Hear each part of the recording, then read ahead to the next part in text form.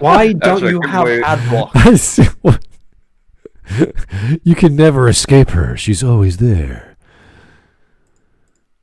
She will never leave us alone. The world of Maggie May is forever in our grasp. Oh boy. Okay, let's get going. Let's. Oh, I don't want to jump into that. Good afternoon, folk. Welcome to Smudcast number 166. Zack Snyder's Superman is perfect. We've done a few. I'm gonna go bullshit on that. Yeah, we've done a few DC Universe movie reviews and analyses. We did one last year, I remember, with almost the same cast. I think LitDev was here, and we talked about how the DC, or rather Zack Snyder's Man of Steel is a great Superman film. It's just a fantastic film. And you're like, really? Compared to the previous four? I mean, if you're talking about the first four, those weren't exactly stellar either. So it's not exactly a high bar. No, they weren't. So, Not even the first one is that good. The first one destroys itself in the third act. The first one stupid. is just it's pulpy, fun, silly. Oh, it's Superman. He's flying around and saving people. And then he can't fight kryptonite, and then he can't admit the fact that he misses Lois so much he has to break all the rules of time and space. It's like, oh, gotta wind back time to prevent that from happening. It's like, oh, and the movie ends By flying rapidly around the world. It's great. Fantastic. He spins the world itself, which somehow turns time backwards, and then he spins it back. And the reason why he gets out of the kryptonite pool, like he's drowning in a pool, Right. Well, he has a thing of kryptonite around his mouth, is because the henchman's the main bad guy's floozy wants to bone him. Well, the major that's part of the reason. She's obviously attracted to him, but she realizes that one of the missiles is headed towards one of the her grandma's home or something. Her mom or grandma, and he's the only option, and he promises to, and then she kisses him before he leaves. Right, because she says something like, "You always follow your word, or you never go back on your word. So can you stop the eastward missile first, or something like that?" You're like, okay, sure. Yeah. So pretty corny, but that, I think in the 70s and 80s, like that was the film sort of, it's like, oh, crazy, weird, super action, ridiculous, whatever we can get away with, fun stuff. And as a kid, you're like, this is awesome. So I think it was set up for kids, and the Man of Steel's Snyderverse, or whatever you want to call the DC Snyderverse, was all dark and gritty, and oh, what would happen if there was an alien among us in urban and rural America? What would happen to us? What would we think? And it's like, okay, you keep asking this question over and over and over again, while Clark is like scared to do anything because of his dad terrifying him, because his dad, or traumatizing because his dad decided to kill himself for dumb reasons. So he's refusing the call of becoming Superman for 55 minutes. And even then, Zod comes in. He's like, "Nope, I'm gonna take the Earth now." Oh, I guess I gotta be Superman. Okay. Yeah. So bad progression for a hero's journey. You want the protagonist to be actively choosing what to do, and things would have at least felt a little bit better. But that's just scratching the surface of the problems with Man of Steel. Superman is really, really petty. Like, he destroys that dude's truck. Like, that truck is useless. Oh, God. Also, just how on earth is that worse than breaking the dude's bones? Like maybe That's snapping his wrist or worse. something. Yeah, just a little injury, just to knock him on his ass, compared to crucifying a truck. It's been a while since I watched the film, but is it also like, how did no one else see the car get picked up and then slammed? Did no one just look up into the air and say, "Hey, look, there's a guy who's picking up the car and throwing it down again"? No, it's not even that he throws it down. He skewers it with telephone poles. Yeah. And Johnny, you recall the scene with the underpass where the tornado in Kansas, and you see this gigantic, huge tornado coming at the freeway. Like that's like, okay, CGI is fine. It looks believable, but it's huge. And you're like, okay, you could barely see what's going around. I'm sure Clark had enough time to super speed over there, grab his dad and drag him in a believable way to the underpass, and everyone would be like, what the hell just happened? It's a miracle. Oh my God. Like that would have been fine. Or, just, oh, look, it's a miracle that they managed to hold on or something like that. It was like, you could, there's a billion ways he could have gotten away with it. I know. So they kept the whole, like even Jonathan Kent, if you read the comic book, Jonathan Kent, and pretty much all the stories that I can find, he is a salt of the earth farmer. He just, everything is good and true and justice and American and beautiful. And that's a perfect father figure for Clark. And in Man of Steel, he's like, maybe you shouldn't save a school bus full of kids. Maybe you don't have to do that. It's like, what? Excuse me? Yeah. Really? Oh, okay. Thanks, Dad. I'm going to go cry in the corner now. Yeah, there's a lot of people say that that's a bad moral lesson, but I just think no, that's not bad morally. Like that's a complicated moral question. The problem is the film doesn't develop it at all, and ultimately the film is trying to be about Clark saving people, I guess. But then again, at the end, he saves nobody. He kills hundreds of thousands of people. I remember, does Man of Steel have like the Jesus symbolism, or is that only in multiple times? It's both. What is it with the Jesus symbolism? Like, why has Zack Snyder got such a hard on for it? Well, it is somewhat reminiscent because he is a Judaic, a Mosaic figure. He's leading humanity to a better tomorrow. But the problem is the theme of. I don't even think that theme exists. It's mentioned, but it never develops in anything or is brought about. That the thing is, I really don't think it's something you should be doing though in your movie. Constantly just throwing in Jesus symbolism. I don't. I don't really care for Christianity. Could you just not put it in the Superman film where it really doesn't fit? If you want your hero to make a choice and he has to go to a church where he's talking to a priest, and then in the background there's a stained glass window, and it could be anything. I don't care. It could be like a bunch of animals in the stained glass, but that scene is all about him saying he's asking for help. Which is what the whole freaking majority of the film is. Clark, what do I do? What do I do, Dad? What do I do, Priest? What do I do, Jor-El? It's always asking, what do I do? What do I do? And no one's giving him the answer.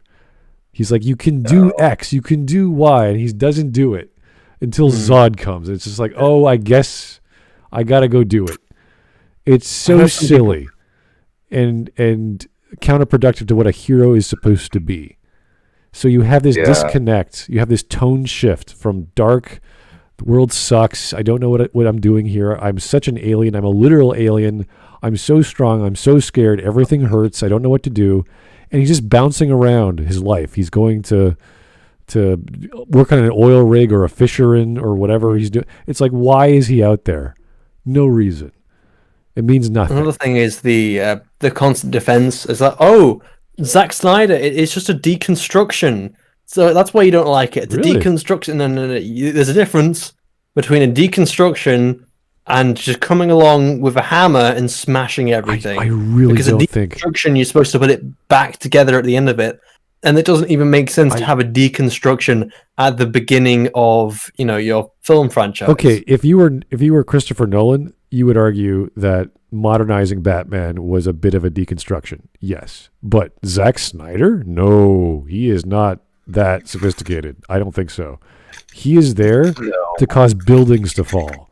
and to have a punch fest between immortal gods who can't get hurt. That's the part of the deconstruction claim where it's like, oh, if Superman really did exist and, you know, they punched someone through a building, it would fall apart and there'd be so many more deaths caused by Superman. That's okay, because we see that even in the cartoon with the Justice League and what have you, but the destruction is not ridiculous. It's like the thing is, it's the way they treat the destruction, and I use the example of Shazam because it's much easier to look at and compare as a live action film.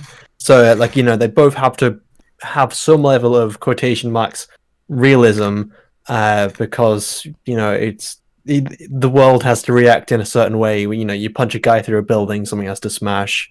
So, yeah, I compare Man of Steel and Shazam. When Shazam gets punched through a building, it's like, oh, he flies through the window, flies through a couple of walls, and then he flies out the other side of the building. You know, you visibly see that no one gets hurt.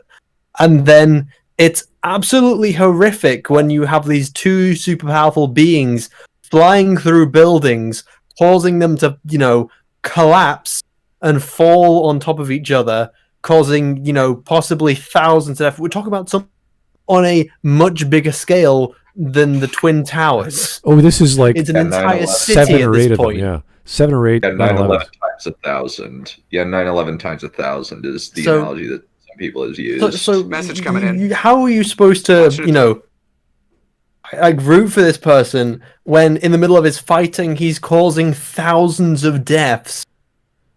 Oh, this is another thing. You know what an easy fix would be? Oh, that's a good point. Just to not have the buildings collapse. This is great. Just do, again, the Shazam way of just flying. You know, when you get punched, you fly through the building and no one gets hurt, nothing, you know, barely anything gets damaged. So you see, like, the ground zero, there's that gray landscape where it's all flat, and around him is all these destroyed buildings, and you know at least a few thousand people got killed, at least, and who knows how many were injured.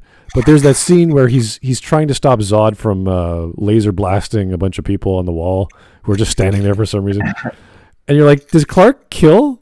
Do we have any understanding of Superman? Does he kill people? Is that good or bad? Like, we don't know. And then he kills. It's such another thing is the weird conflict is like the snapping of the neck, which is also one of the more controversial parts of the film. It's like, okay, so if you have the power to snap someone's neck, you also have the exact same power to move their head to the side or even close their eyes. Just like, oh, I'm going to kill these people. No, I'm holding your head in this position. What the fuck are you even trying to do at this point? Oh, no, I'm going to kill them. It's like, no, you can't. What are you doing? Your neck muscle is not as strong as my gigantic arms. You know? My biceps.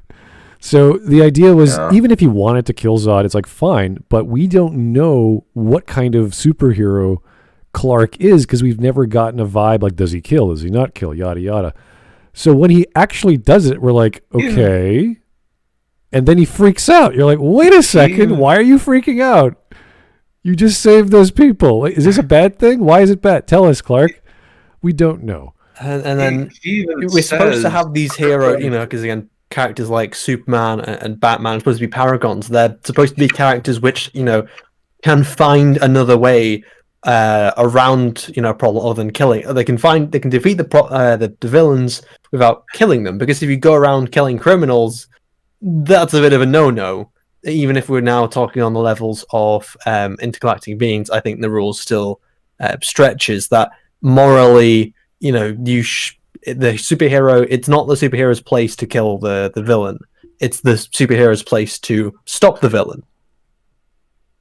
And we go to an even more extreme when it comes to Batman, where he's just killing criminals left, right, and center. Criminals which could be reformed, could have families. And not to mention, he's doing this with weapons which, you know, in most other continuities he hates. Because most I can think of the prominent line of when Batman in Dark Knight Returns pulls up the gun and says, "Not with these. These are the weapons of cowards. They are loud and clumsy. But tonight we'll use your fists and your brain," or something like that. And it's much more impactful for a hero to say, "No, we're not going to be going around killing.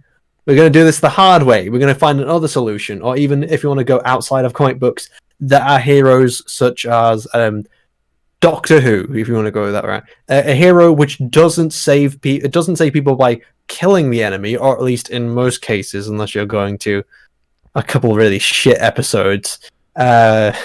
Usually the Doctor solves the problems through, being smart and outthinking the enemy, finding other ways and other solutions. We even see that if he could genocide the entirety of the Dalek race in the first season of the revival with Eccleston, and he's like, I can't do it. That I can't do a genocide. I just can't. With the Batman v Superman Batman, even if he doesn't kill, he brands, and that is a death signature for people inside the jail. No. He still kills in that film. He still uses guns. Oh yeah, no. I'm just saying, even if he doesn't kill, he's just bringing that up. It's just like So even that is really stupid. Even in the extended edition of Batman v Superman, where it's explained that Lex Luthor is apparently paying people to kill people with the Bat brand in prison. I'm just like, what? It's stupid. It's so dumb. So there's so many problems with the dark and gritty DC universe of Zack Snyder, and apparently, according to this person, let's just make his name. His name is Justin Jorgensen. He has 112 subs. This video came out in July last year and has 327 views. So he's a small guy. So I'm not saying his argument's going to be good or bad. We just don't know yet. So we take every video. We don't care about popularity. We just do what we're told to do in terms of voting. And this is a 7-minute video, so it won't take us too long. But we have all kinds of things to reference from Batman v Superman and Man of Steel. So again, Man of Steel. It's been so long since I watched the films. I'll refresh your mind as we go. I've watched Man of Steel once. I've watched Batman vs Superman, I think, twice, and I've seen Justice League once as well. So I can barely remember them. All of these were a very long time ago. I haven't seen. I saw Batman v Superman 3 years ago, and Man of Steel in the theaters, and that's the last time I saw it. But I've seen multiple reviews, so it's pretty fresh in my brain. Right. I'll go through a list in case you guys are forgetting there's the problems. But anyway, let's just get a super chat going, and then we'll get started on the video. So, Mr. Millennium, thank you, sir. This is so timely. I'm currently in the research phase of a DCEU critique video. Fantastic. My thesis is Man of Steel was a promising start. Wow. But Batman v Superman killed any momentum. Well, I'm not going to disagree with you. A lot of cracks are already starting to show in Man of Steel. At least I would put the argument forwards. It's like I'm also being reminded of the argument where people say, "Oh, The Force Awakens was a promising start." It's like, no, the foundations were weak from the very beginning. I think that they could. I think that you could. I think Force Awakens is actually a better start than Man of Steel, to be perfectly honest, because with Force Awakens, you could have applied cement to the cracks. No, you really couldn't. Not with Rey. I can't really think of any way out to continue The Force Awakens with so many mystery boxes which have no answers in them, which were designed to have no answers in them, with a blank piece of wood protagonist called Rey, who automatically, has powers out of nowhere and has already defeated one of the main antagonists. You would have to do a hell of a lot to take everything back from that. And that's not even bringing into account the way which Force Awakens almost immediately throws out the entirety of the original trilogy and the prequels and all the history just to reset everything back to episode 4, which was fucking incredibly stupid thing to do for a sequel, as a sequel is supposed to continue the story, not reset the story. Well, let me remind Shiny that Dunn is a writer, and I think he would have no problem doing an episode 8 to fix the many problems of episode 7. I think you'd have fun. I think like there are a few simple I think there could have been several simple fixes. This Ryan Johnson is not a smart man. Okay, name them, please. Strange man. Well, that's okay. Well, I can do them later since we need to get going with this video. There's a whole conversation. Yeah, I know. Yeah. Anyway, let's get started, and we have 7 minutes, so this will take us roughly an hour and a half, maybe 2 hours, depending on how long it takes. So let's get going. Who is Superman? Is he a guy trying to bear the weight of the world on his shoulders? And of course, the video isn't playing for me. Is he a man trying to fit in with an extremely unaccepting society? Is he a man with extraordinary powers just trying to do the right thing? Well, the answer to all of those questions is simply yes. We all have those superheroes that we look up to the most. We all have them. It may be Hulk, Thor, Captain America, Batman, The Flash, or even Iron Man. For my entire life, my two favorite heroes have always been Spider-Man and, you guessed it, Superman. Oh, that CGI was pretty bad. Plenty of people who can just easily... That looked pretty horrific there. I remember it looking a lot better. It's like he's... his performance is like he's not sure of what he's doing. Despite... if you guys remember the first Superman film, I don't know if you recall, Christopher Reeve and jumping around. When he was 18, he went off to the Arctic to find the Fortress of Solitude, and he was gone for like 10 or 12 years, and then he came back as Superman. So he trained and studied and all that crap. So even Superman had to learn how to be Superman. And but I was talking more about like the CGI. Superman. Even that, like, a simple arm movement looks really weird, and like how it's but he's not being thrown through the set. He's not actually like in a pose for combat. He's just sort of standing there and going, "Okay, I'm going to shoot my heat ray at this." Wow! Oh, that was a weird movement. Yeah. Yeah. The arm. You can see what I was talking about there. The arm movement is very peculiar. Where he moves in a circle. Yeah, that's really weird. And Superman. The compositing, if you look at the head as well, the compositing of the head is fucking awful. Look at it; it's Spider-Man floating above the suit. You guessed it, Superman. Look at it; it is very weird. I notice certain things like this when it comes to the clones in Revenge of the Sith. When the Commander Cody gives the lightsaber to Obi-Wan, you can see obviously all the clones were CGI. So when he gives the lightsaber to Kenobi, his head's like floating above the suit. And this is something you can also see with the Iron Man suits as well. Often when you get the CGI suits, you'll see they take the helmet off. The head is floating across the body. But, there's actually a simple fix to this a lot of the time, is you disconnect the head, you cut out the head from the scene, and then you just use a tracking node to put the head back onto the body so it tracks a bit better. But in this scene specifically, you would need a hell of a lot more compositing to make the head not stand out so much with the suit. And I did a huge rant about CGI. People who can just easily dismiss Superman as being boring, uninteresting, or ridiculously powerful. And all of those things can be true about the character if he is put into a story that does not push his character development along and keep it moving forward.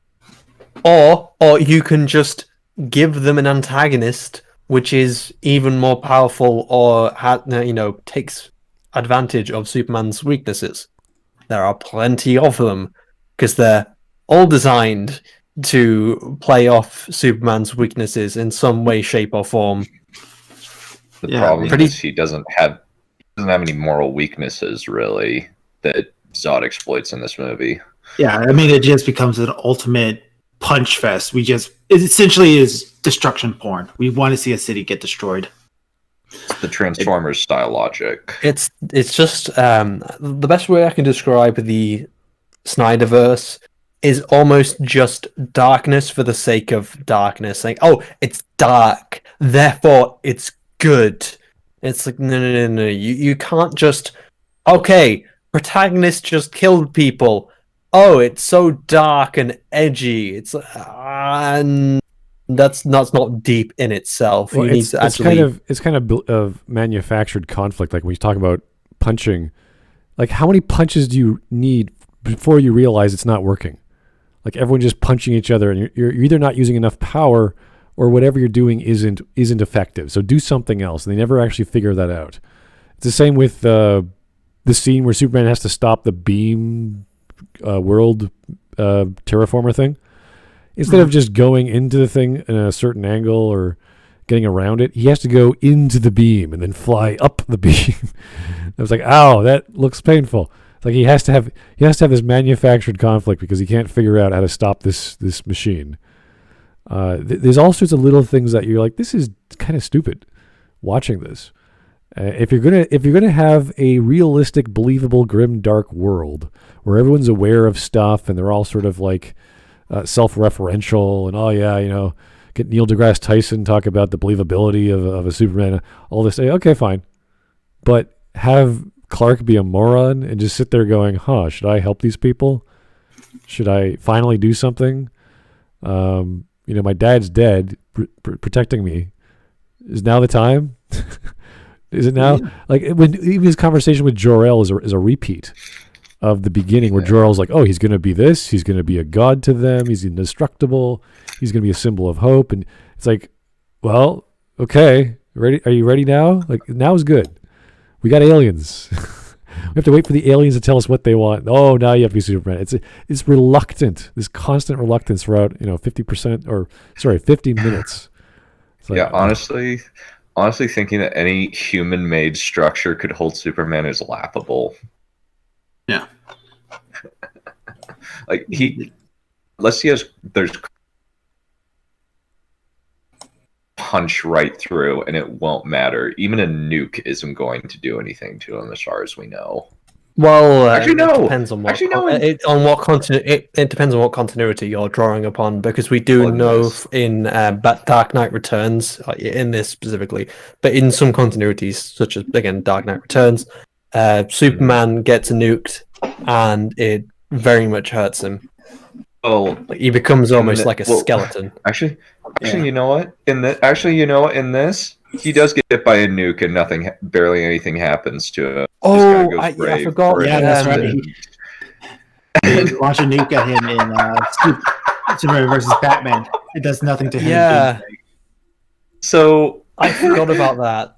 There's plenty of ways to challenge Superman. In some continuities, he's limited in the amount of power he has. It's almost like a fuel source. You can tire him out eventually. Magic. Just hit him really fucking hard. Yeah, if you're another Kryptonian, you're basically another Superman.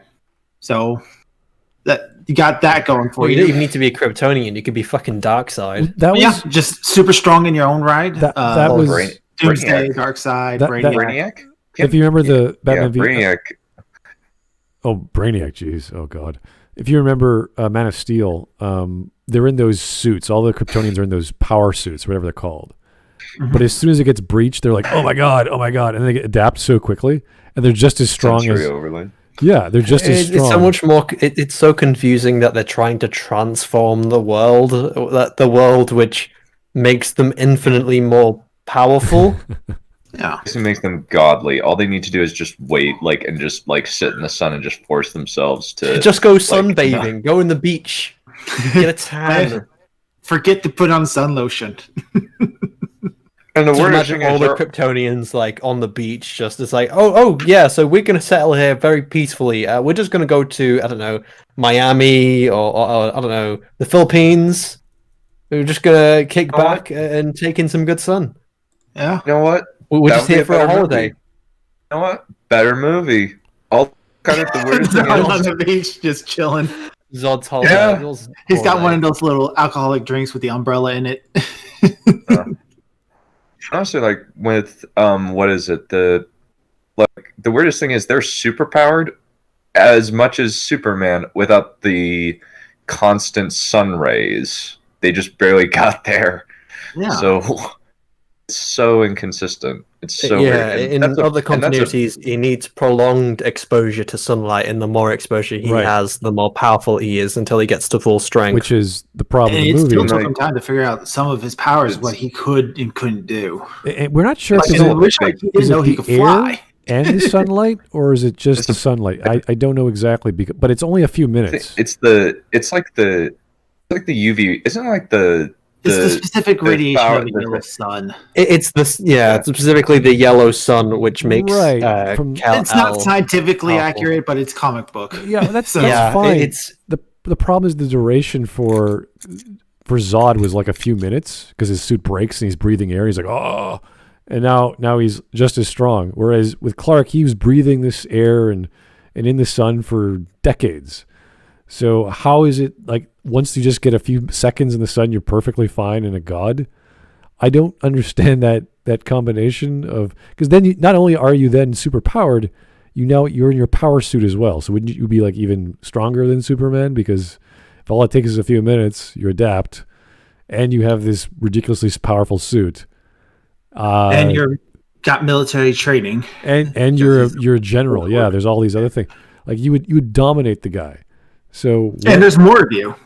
Yeah, what's her? Like everyone has this dense matter because that's the whole thing, that his body is so dense that he can absorb energy or what have you. I don't know the exact comic lore, but you have these other two. Like one of them was that female chick and that big hulking dude, and they're fighting him at the same time. I was like, these guys just pulverize him. Like they're super powered, but no, they just managed to kill him off. Like, okay, that's great. Anyway. A character as powerful as Superman can quickly become boring and repetitive, and that can be a serious problem. So what happens to said character? Really? Is an overpowered character who's a good guy and doing good things in a campy, simple way boring? When I was a kid and I watched the first Superman film, I was like, wow. I think he's saying the repetitiveness of it, but then everything, the repetitiveness of anything can get boring. The repetitiveness of dark stories, for instance, and moral grey areas can get repetitive and annoying. And there are so many things which do require changing up. But just saying it's different, I guess, doesn't necessarily just mean it's good or mean it's better. Message coming in. It's like, again, that's the same defense we had for The Last Jedi. It's like, oh, it's different. It's stopping repetitiveness. It's like, that doesn't automatically just make it better. Also ignoring the repetitiveness.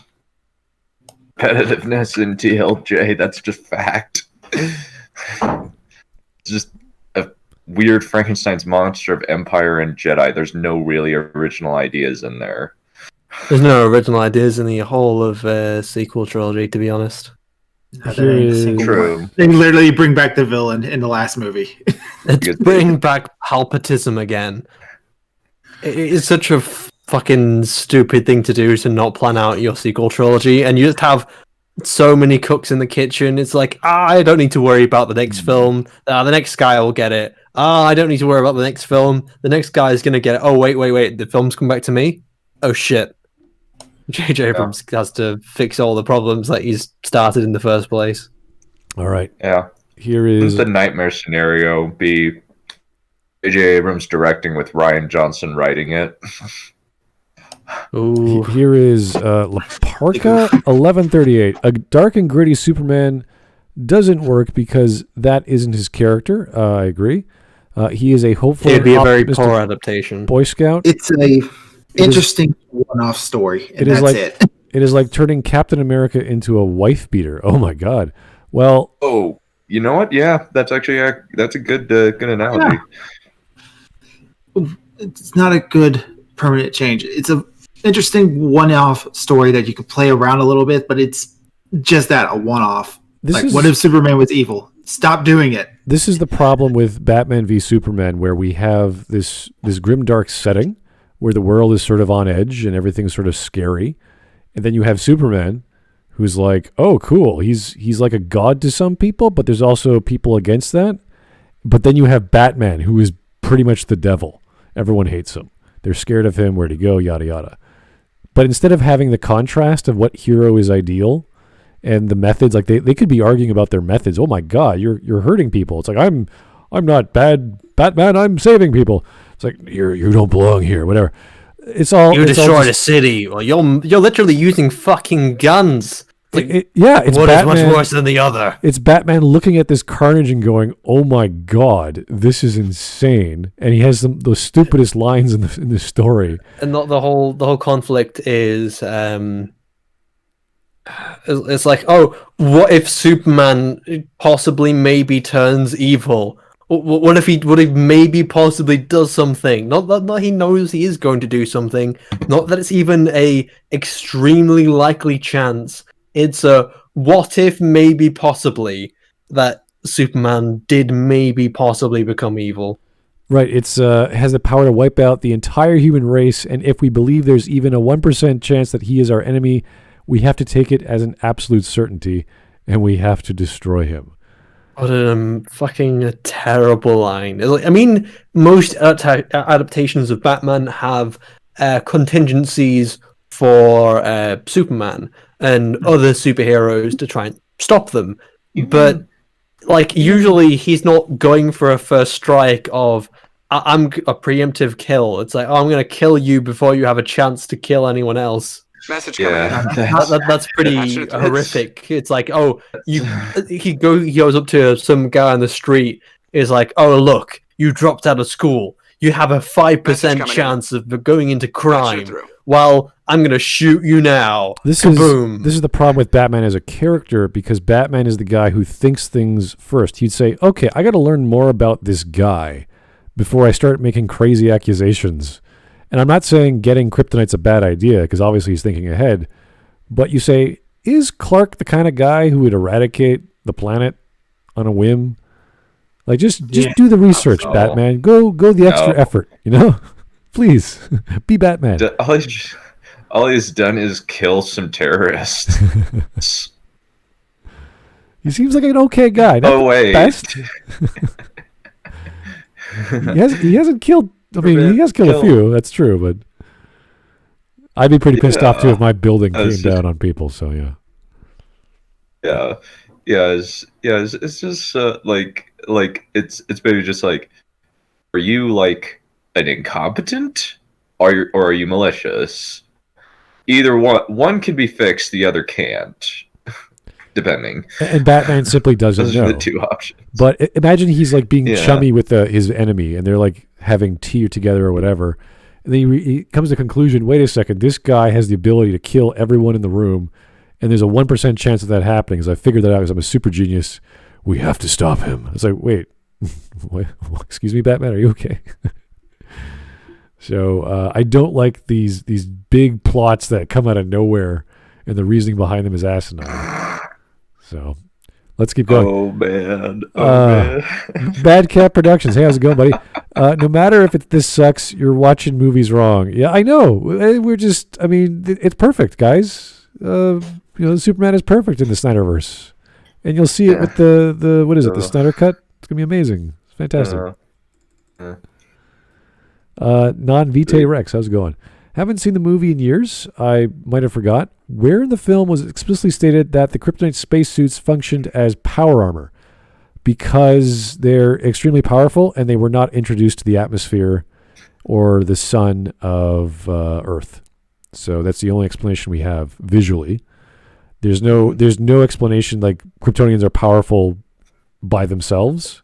They didn't become powerful until the armor breaches, right? Right.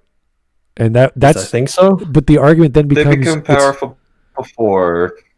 Right, but only when it breaches. That implies the air, the atmosphere. So it's not just the sunlight. At least that's what the movie is showing us. We know it's sunlight, but we don't know what kind of filters those armor have. And then Zod the sunlight does something to the air that when you breathe it in even a little bit, you become powerful. We don't know. Yeah, we're not sure. So they made it even more complicated. Yeah, I know. Yeah. It's I was like, really? Thanks, Zach, with your wonderful like clear helmet CGI. Like, okay. Even if it's just the sun, there's like a billion yellow, suns in the galaxy. Right. Just Go fucking sunbathe one. And the Kryptonians, just like the sun. They should have been well aware. Hey, wow, we're in this solar system. Why am I flying now? How am I so light as air? How am I so powerful? Where's these bolts of energy coming out of my eyes? How did this happen? It's like, I don't know. Aren't the Kryptonians in Snyderverse like intergalactic conquerors as well? They use forward ships to check out planets, and some of them in the Old Guard, the Zod Old Guard, was of that mentality. Yes, whereas the Jor-El flavor of Kryptonians were like, no, we got to research and learn and be peaceful. Stop it! Stop! What the fuck? Don't do that. Yeah. Well, so wouldn't they figure it out at some point? Because there's no way we're just the only yellow sun in this big, expansive universe. We don't know if another issue is where are all the colonies? Yeah. Yeah, that's the problem with adding all those things. That essentially, it's like, oh no, their entire species is lost. Other than wait, don't they have other worlds? The colonies just happen to not have yellow suns. Yeah, we never thought of this, guys. They have a planet shaping thing called the World Engine, specifically for the purpose of shaping planets to make it livable for them. It's not destroyed and gray enough. Terraforming. Yeah, it's a planet. They have a terraforming device. Like, how did Zod he said it was like they found like a mining colony and they reconfigured some of the ships into a world engine. Yeah, we have no idea how nature works when it comes to Kryptonians. We have no clue. We just can reconfigure entire planets. That's just a thing. Which is so stupid because if they're increasing the size of Earth, that means they won't be able to fly anymore, because that's kind of just the nature of the gravitational pull. Like, that's why Superman can fly, is because Earth is smaller than Krypton. I thought that was more to do with his powers, with coming from the sun, than Krypton. Maybe, but I know that maybe I'm wrong, but I remember hearing somewhere that Krypton is 3 times the size of Earth or something, 2 or 3 times the size of Earth. The only logic we could follow is that because his body and cell structure and molecules are so dense, they can absorb energy and many kinds of energy from yellow or white light or whatever, and that causes him to have all these powers like regeneration and speed and strength. So flight would be one of them, but we don't there's no exact understanding and explanation for all these abilities. Even with All-Star Superman and a few other comics, it goes into some details of the complexity of the genes of the Kryptons, which is interestingly enough in this film, where the entire code of the Kryptonian heritage of everything that Krypton is has somehow been implanted into Clark. And it's like, oh, okay, I don't know how that works, because if you have a DNA strand that's interfering with your body, but it's all the DNA, and you're like, what does that even mean? I don't know. And Zod wants it so he can repopulate Krypton or make a new Krypton. You're like, oh, this is interesting. But that's the weird thing. That's the most interesting part of Man of Steel. It's not all the Clark bullshit or like, oh, I don't know what I'm gonna do.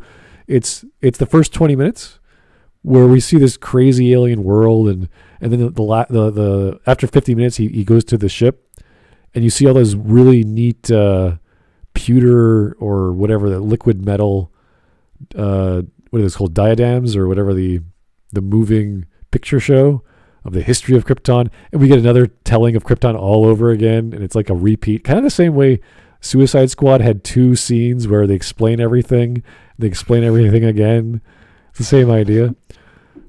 It just looked a lot cooler because it was on a spaceship. But yeah, anyway, everything's cooler in space. Moves along and his character development is pushed forward. Well, no, it's not. It's kicked down the road for about 50 minutes. So And then if you would argue character development is as a result of the bad guy forcing you to do something, I would say it's pretty weak as character development goes. You get Zack Snyder's Superman.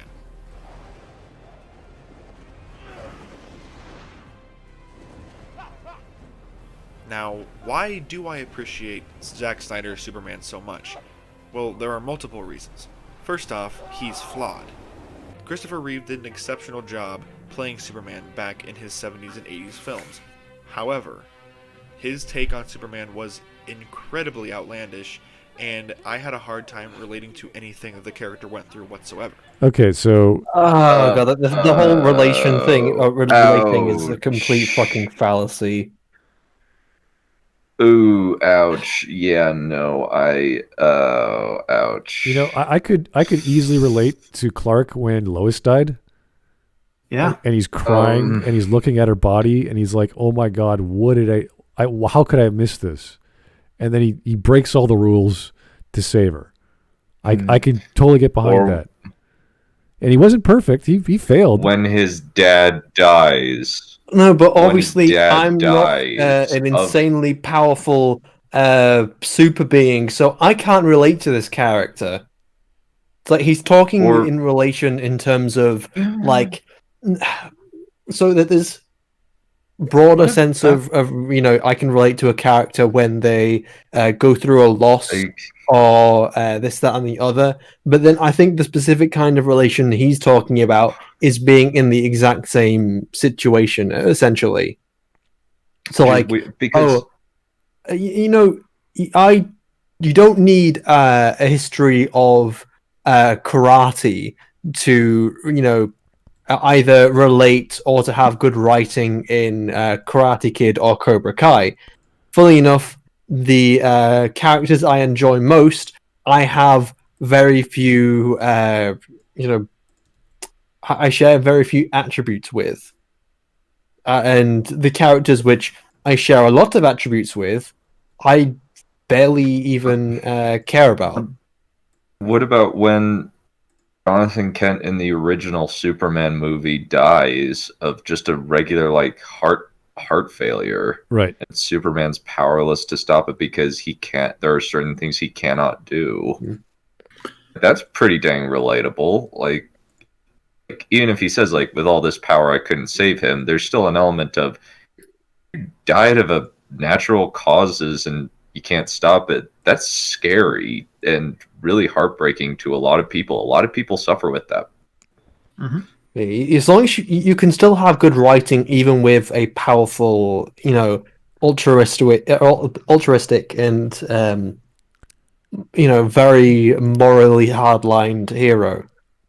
It's it's more difficult, and it's certainly not as easy. But you can definitely do it because there are plenty of stories which have done this with Superman. You're looking at the films. The films are extremely surface level adaptations of Superman. And what I say surface level is, if you really want to go into depth of the character of Superman and what you can do with the character, there are many other comics which, or even if you want to go to Superman the Animated Series, which tell stories much better with Superman being the very moralistic and very powerful being that he is. Or even what is it, Superman All-Star, the animated movie where he is challenged by a bunch of superheroes that do kill people and he takes them down, but he doesn't kill any of them. And that's a struggle that he has to work with. Yeah, I mean, it's more than just Superman being the flawless hero who comes in and saves the day. He has struggles. Man, he has to juggle both keeping his identity secret as Clark Kent from everybody, the things that he can't do. It's deeper than skin deep, man. There's also kind of the thing of keeping his identity a secret rather than just living as Superman is kind of just a stress reliever thing, as well as keeping his loved ones safe because he knows that even though he's not indestructible, they aren't. Okay, so I was getting... He is indestructible. My apologies. I was getting I was getting some copyright warnings because of the video. Obviously, the person was getting or using footage from the first Superman film. I'm going to try and play it and see what happens, and I'll take the image off, but if it comes again, I'll put the image back on. So, anyway. Okay. And again, people can come at me and say, why do you prefer a character that's flawed as to a character that's perfect in every way? Why do you like seeing a character fall? Again, this is another example of someone which is... It almost seems like he has a view of there's only one way you can ever do something. Similar to the last video we covered, where the guy says, there's only one way to do a video game right. It's like, no. There are plenty of ways which you can do characters. Not every character has to be incredibly flawed, morally grey, this, that, and the other. They don't all need to be... I don't know. What's a good example of a grey, morally mixed character? They don't all need to be... How about the flaws of Superman? Lannister. Well, yeah, but that's fine. Lannister is a good example of a great character. Let's just look at Superman in the first film. He is struggling with revealing himself to Lois. He loves Lois. He's trying to be the goofball and the weak little, assistant or whatever. And is that one scene where he takes his glasses off and he starts talking to someone who's not there, even though Lois is in another room. And then he just gives it up and goes, no, I can't do that. Like, he's struggling to do what matters to him, which is, this conflict he's dealing with. So it's not some unheard of consequence. He's perfect in every way. His identity of Clark Kent is one of his problems. So one example of a Paragon character is actually Kaladin Stormblessed from Stormlight Archive. He's actually a good example of somebody who is not morally gray. He's very straightforward and says, I'm going to save people, and that's my job. But conflict comes in where he has horrific PTSD and depression that make him think that suicide might be a better alternative than the hell that he's living in. Another thing is that with moralistic characters, you can have them struggle to keep their morals while not breaking them. So, say you can have a Superman which is struggling to, do the right thing, but then, still does the right thing anyway because it's the right thing to do. And there is a sort of thing you can do with protagonist, is that you can make a protagonist too flawed, or too morally grey, which then it almost becomes impossible to root for them, because when a character becomes so flawed, it's like, okay, they can't save the day, they can't, what the fuck, how are they supposed to be doing this? Why would they choose this person to be this, that, or the other? Or it starts to then break the audience's suspension disbelief, or the audience's interest in, okay, why do I want to root for this character? Yeah, in that case, you kind of have to go to a ends justify the means type person, where they're trying to do something good, but they say that the good ends are justify the. You can do that, but it's more what I'm getting at is, if you make them just so incredibly flawed and morally grey, then it just becomes a bit of an issue. Yeah, they essentially just become the villain at that point, and the audience wants to see them fail. Yeah, and kind of you'll have to set up somebody else to take the protagonist role. You can tell that kind of story, but not with the intention of making this a hero story. You can have a villainous character as your protagonist. This can either be your Despicable Me, where it's the villain which becomes more of an anti-hero or even a hero, or you can have a Breaking Bad, which is more of you see the hero become the villain. But it is not Breaking Bad. It is pretty overt that he is becoming the villain. They don't treat him like he's still the hero, but if you're still treating your protagonist, if they're as being the hero while they're doing horrible things, then that's where the issue starts drawing. If you're focusing your structure of the story around this being the hero when in actuality they are a pretty horrible person, you need to structure your narrative around it. You have to have an acknowledgement that this person's bad. Like an example is actually Jorgensen in Prince of Thorns, where he's basically it's all first person, it's all from this person's perspective, but he's a sociopathic 14-year-old who kills and rapes as he pleases, with a bunch of other brutes who are just like him. But the thing is, it's all from his perspective, and Mark Lawrence is able to write the book in such a way that Jorgensen's perspective is really fascinating to be in the head of. You see how he got to this place in time.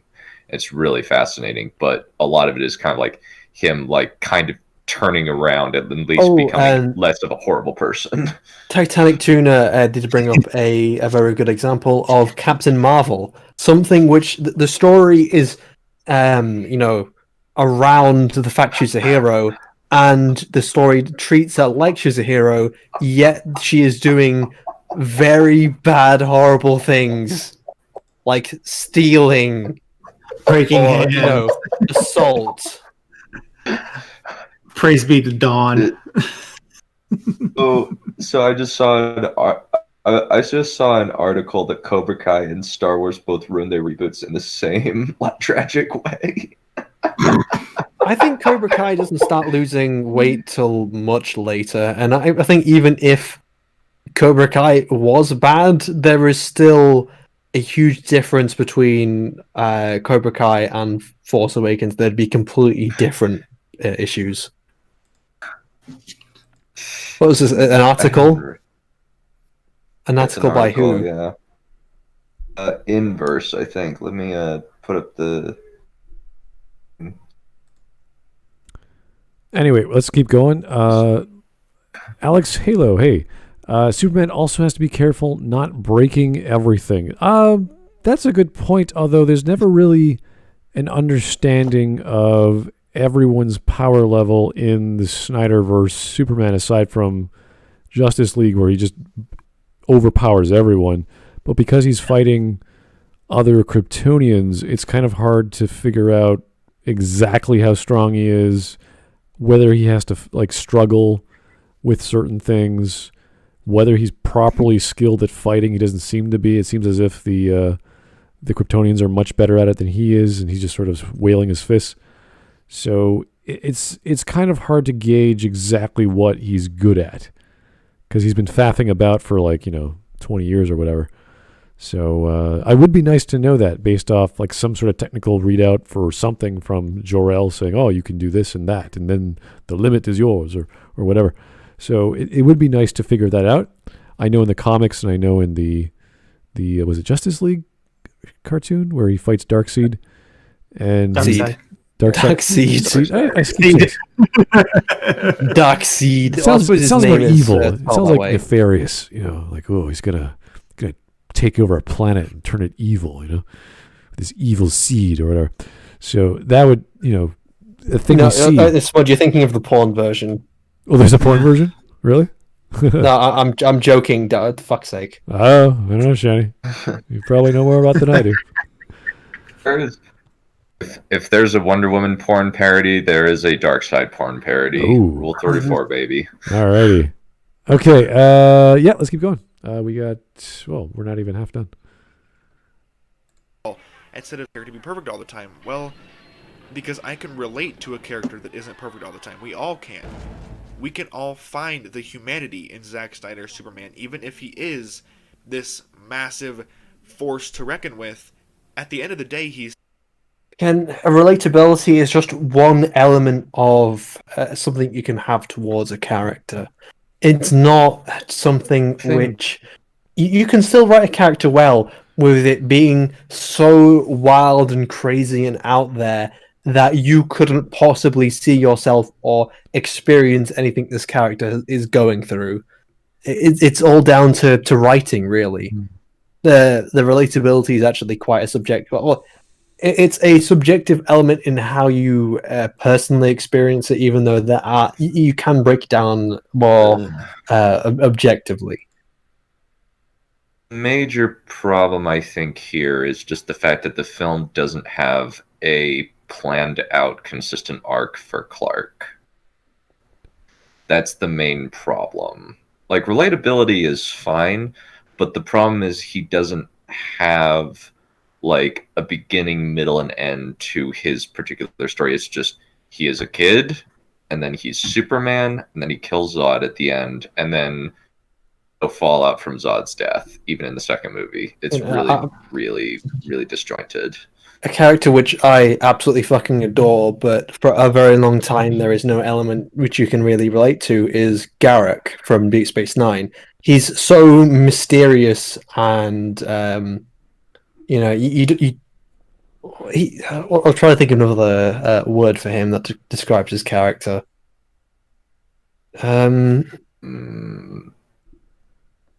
Morally grey, and he's always deceiving and conniving. He's got so many innuendos that innuendos in terms of you know, hiding the meaning, or having a dual meaning, or hiding what he's saying, and you don't really get to have elements which you can relate to with Garak until you know, it's revealed that the guy he's been waiting, you know, trying to get the approval of this entire time is actually his father, and that so okay, that's an element which you can relate to, that he is, you know, trying to seek the approval of his father. But because Garak is so well written, you don't need that relatable element of his character to at least enjoy it, or for it to be a good character. But obviously, he's just plain simple Garak. Yeah, I mean, he's meant to be an inspirational character. You can be inspired by a character too, not just relate to them. Well, I'm kind of curious why relatability is a necessity for a protagonist in this person's eyes. It's certainly desirable, but it's not essential. Mentality. You know, to try and maybe turn the argument around a little bit. I suppose with the similar argument kind of comes with Rey and you know, her problems with her being a Mary Sue, and that the argument is that, you know, you don't need her to be a good character, you can relate, and you know, the argument against is that she's too perfect, that you can't relate to her. I would say it is true that you can't relate to Rey because of how powerful she is, but at the exact same time, she's also an absolutely abysmal, horribly written character. The main problem with Rey is that, like, you can have somebody, I guess a good example might be Randall Thor is an example of something like Rey done right. He has a lot of moral pressures on him. Life is not easy for him. He actually hates who he is. Hates his life, is probably going insane from using tainted magic, and he's like suffering with horrific PTSD, claustrophobia that paralyzes him. There's a lot of like moral and ethical and emotional problems that Rand suffers with, whereas Rey doesn't, kind of just breezes through life and doesn't have any problems. I'd say another thing is the conflict of Rey herself. You were talking about a character in a trilogy which defeats the main antagonist within the very beginning of the film. So at the very beginning of the trilogy, in the end of the first film, I mean to say. Yeah. And that is, with no explanation of her powers, it ruins tension, the conflict, and fucking pretty much everything, to be honest.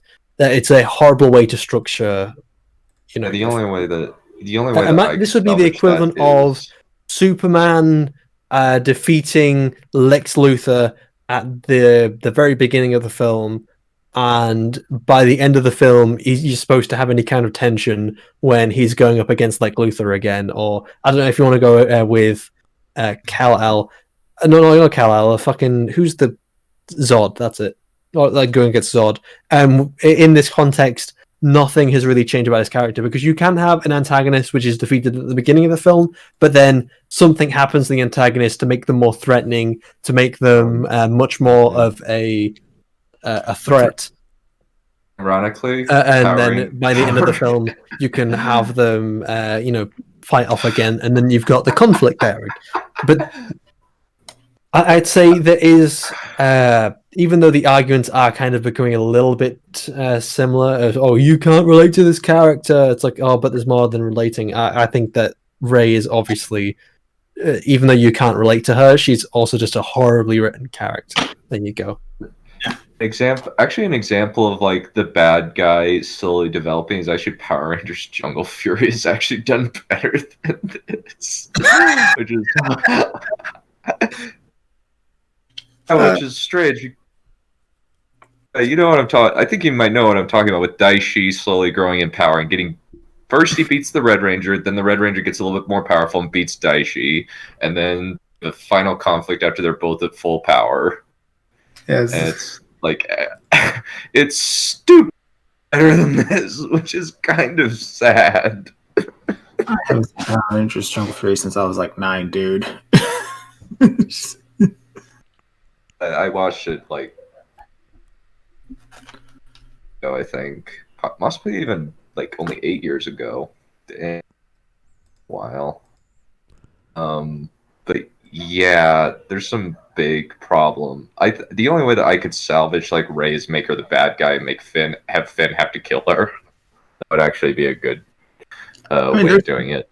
There's a potentially interesting story of having a character gain that much power that fast and it corrupting her over time, making her think she is all the things that honestly all the SJWs think she is. That would be actually pretty cool, seeing her think, I am the best Jedi ever.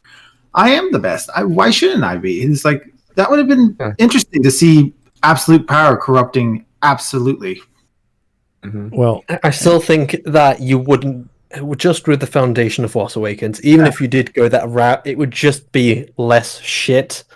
Well, not good. Regardless because of that, again, when your the topic was, I want to bring it back to the topic for what we were discussing, was that relatability is certainly an element, but it's not a necessary component. I even talk about this in my book. You need likability, you need attractiveness, and that could be for any reason. You could have a villain who's likable, you could have a dog that's likable, or even an ugly character like Gollum, who everyone detests, but he's likable because he is that contrast. Tragic. To a tragic character as well. You could feel sorry for the guy because he is so despicable.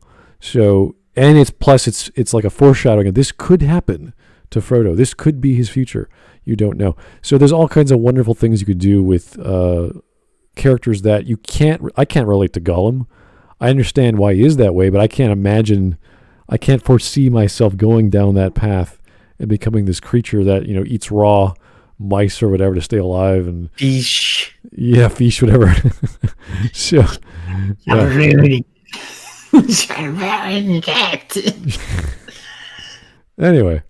what's paid is precious. A lot of people love Gollum because he's kind of the most morally complicated character in the Lord of the Rings movies and in the books too. It's also the whole Gollum Smeagol aspect, the whole split personality. Mm-hmm. Yeah. All right, let's get going. He's sad. Still a guy. He's a guy trying to find his place in the world. And yes, Christopher Reeve had that too. But right from the start, he was just perfect in every single way. He knew how to fight. He knew how to do everything. He never had any true struggles like Zack Snyder's Superman did. Okay, did he say Snack Snyder? No. Well, he's talking about conflict, right? And we mentioned the two major conflicts. No. Did he say Did he missay Zack Snyder as Snack Snyder? No, it's so soft. I don't know. That's irrelevant. It's a stumble. We can the main two arguments we can make for that is one. He stopped by kryptonite, which is the given. Like every Superman story has to have kryptonite, and he was weak to that. So yada yada. Kryptonite is a mechanical thing in lore that causes Superman to lose and be weak and whatever. So that's in both films. Actually, no. Is it in Man of Steel? Well, is kryptonite? Kryptonian air is in Man of Steel, but kryptonite no. Okay, good. All right. I didn't think so. All right. And there's Lois.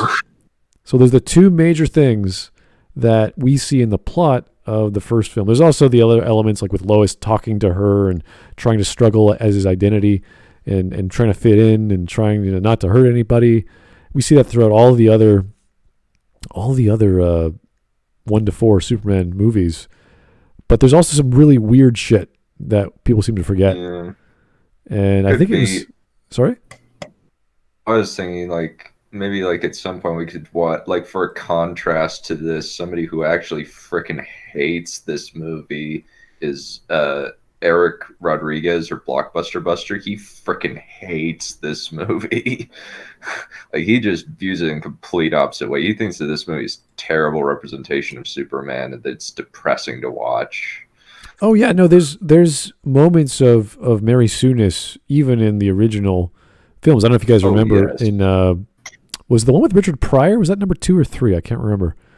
But I think that was 3. I think that was 3, wasn't it? Okay, where so Richard Pryor is the bad guy who's making a clone of Superman or something. I can't remember, but the one in number 2, I don't think that was okay. It must have been 2. Clark manages to bed Lois and he kisses her goodnight, or I don't know what happens, but she can't remember the night before.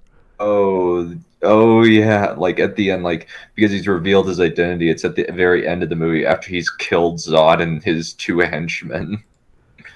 Like she just can't remember having sex and having this relationship and knowing what happened to Clark. It's like, wow. So essentially, like, some people have theorized that he lobotomized that part. They burned that part of her brain with his laser eyes, but I'm just like, that is BS. It's just stupid. It's so dumb. It's like, are you serious? This is a superpower as well? You can just have sex and erase your memory? Like, what is that? Wasn't it like after he has sex and then like a few, like he has, like he gets his power stripped away, he has sex with Lois, and after that, like, he gets beaten up by a guy. Yeah. And he has to get his powers back. And he fights himself in a junkyard or something. I'm like, what is going on? Yeah, this movie is just... I've never watched it. I just know what happens. And I'm just like, wow, this is a... This is crazy. I know, it's nuts. And wasn't it like, aren't there like 2 of the movie where like it's either like a like price that needs to be paid for getting his powers back? I think so. It's really strange. Yeah, and the evil Superman is running around and he's like drinking and doing all this crazy shit, and you're like, what is happening? So it's just this crazy comic book crap, and you're like, okay, this is too much. And then it's Superman 4: The Quest for Peace. Oh dear, that's not even. We don't talk about Superman 4. That's just too much for our child ears. Superman 4 is like the Room of Superman movies in a lot of ways. It's too much for me. I can't sit. There's some things I can't sit through. I'm just like, I can't do that. I could watch anything except Superman 4. It's too much. The Kirk Cameron Saving Christmas. That one is just, crazy person with an ideology talking about nonsense. Like I could take that, but like Superman and oh man, there's so much shit in that film. I just can't take it. It's too stupid. I'd rather be like, drinking water, staring at the wall or something. Or watch Batman and Robin. Batman and Robin's a much more enjoyable time. No, that's pretty. I walked out on that too, but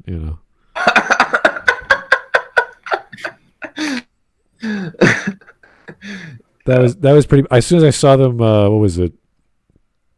Surfing on something in the air. Surfing on bits of an exploding rocket that Mr. Freeze just randomly has in the back of his car. There's like all these wires everywhere. I can't take this seriously. I'm sorry. Please give me my money back. I don't want to see this. Yeah. Anyway, let's just keep going before my brain gets fried trying to remember all this crap. Now, I don't want anyone thinking that I'm just using the platform to hate on Christopher Reeve's Superman iteration. That's not what I'm doing at all. I'm just simply saying the reasons that I prefer Henry Cavill and Zack Snyder's direction and where they took the character. This is an argument I hear so much. It's like, I could never relate to the old ideas of Superman, and to an extent, if any of you remember the Morning Nonsense debate, which happened between Mike and Snoots and another guy I can't remember, and myself, Glib, and LitDev, I can tell he really wanted to say something, but he was trying to keep out of it at the exact same time. It was the defense which Mike and Snoots were going to as well, where they were going to, well, you can relate to the Superman because, again, it's a deconstruction. He's relatable, blah, blah, blah, blah. It's really just a bunch of bullshit.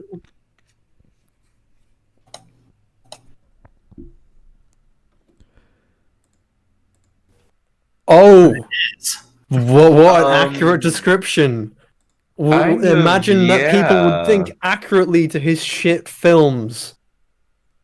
That's what it is. I'll say at least it's got better CGI than fucking Supergirl. There you go. I'm sorry, but having an hour worth... Go ahead, Dunn. I was thinking the only two films of Zack Snyder's that I unironically enjoy are Guardians of Ga'Hoole and 300. Those are the only good movies of Zack Snyder's that I enjoy, and there is no substance in either of those movies. Can you imagine? I'm going to think of an example on how it works well with Episode 4 Star Wars. Can you imagine Luke was just refusing the call for an hour? Like, he just never left the planet. He's like waiting and waiting. Oh, my family's gone. I'm going to wait some more. I'm going to mope around. I'm going to find myself, yada, yada. And where Ben is like, what's wrong, Luke? Like, what's your problem? I got to stay around and clean us up and have a funeral service and all this. Like, it would be boring as hell. And when you look at that refusing the call, the same character of Han, he refuses the call throughout the entire film until he becomes the hero's hero, where he saves Luke by stopping Vader and allows Luke to do his job. So imagine we had a Superman film where someone else was the protagonist and Superman was in the background and he was the Han Solo. He was the hero's hero. That could work because the focus is not him. But because it's Luke, or it is the main character, and he's not doing anything, which is why we're watching a Superman film, and he's reluctant to be Superman for an hour, we're like, oh, this is kind of bad.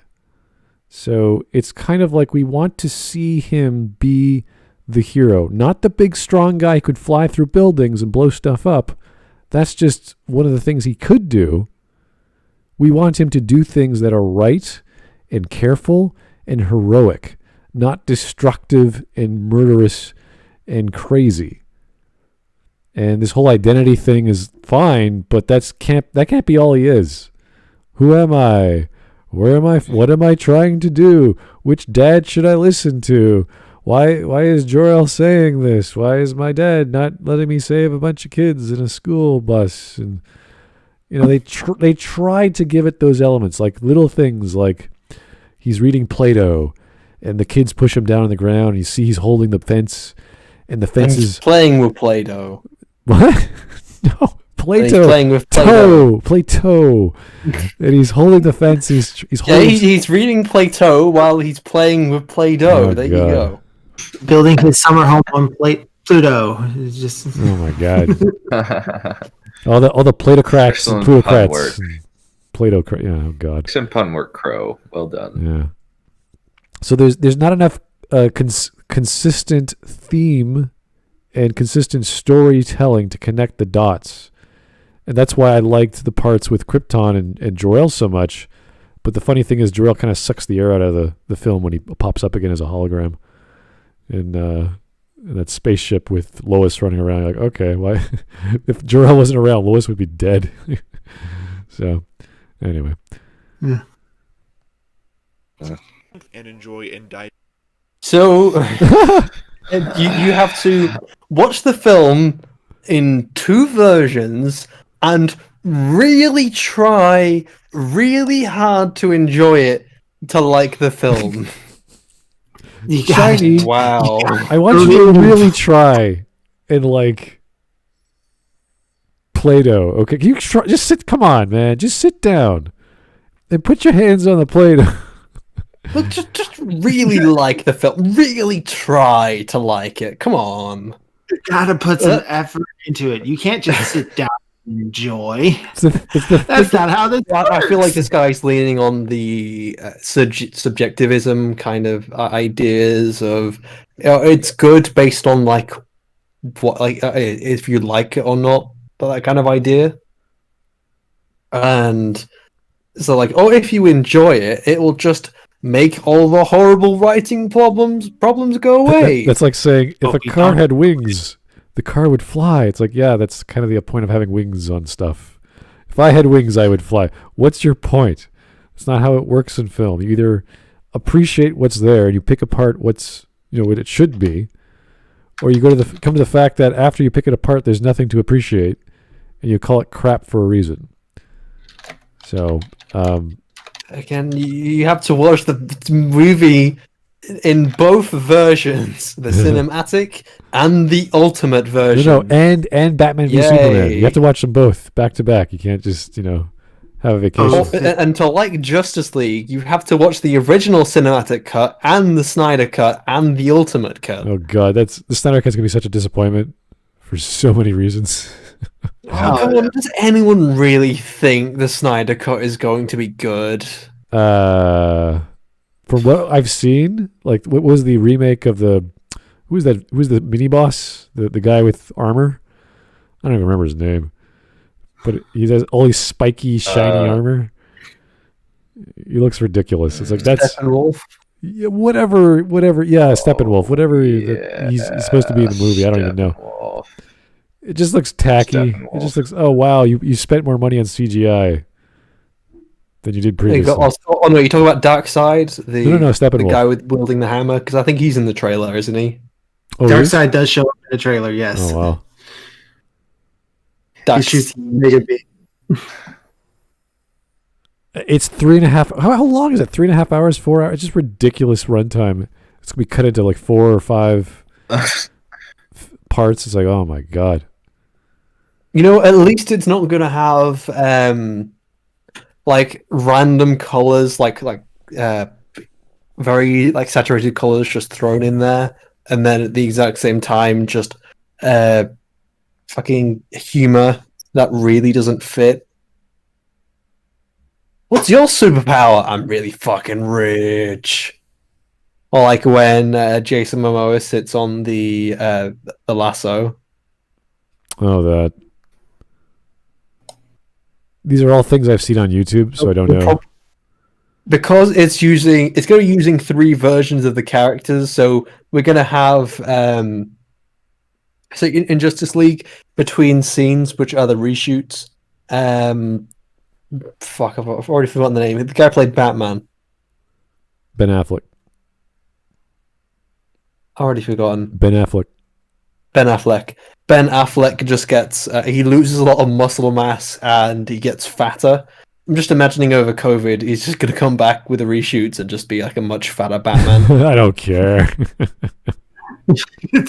I understand that he really doesn't want to put the effort in because he had to do a fucking a lot to get into shape for Batman versus Superman and Justice League the first time, and then this really hasn't panned out for him, so he's like, why should I fucking put the effort in if it's pretty much useless anyway? Why should I care?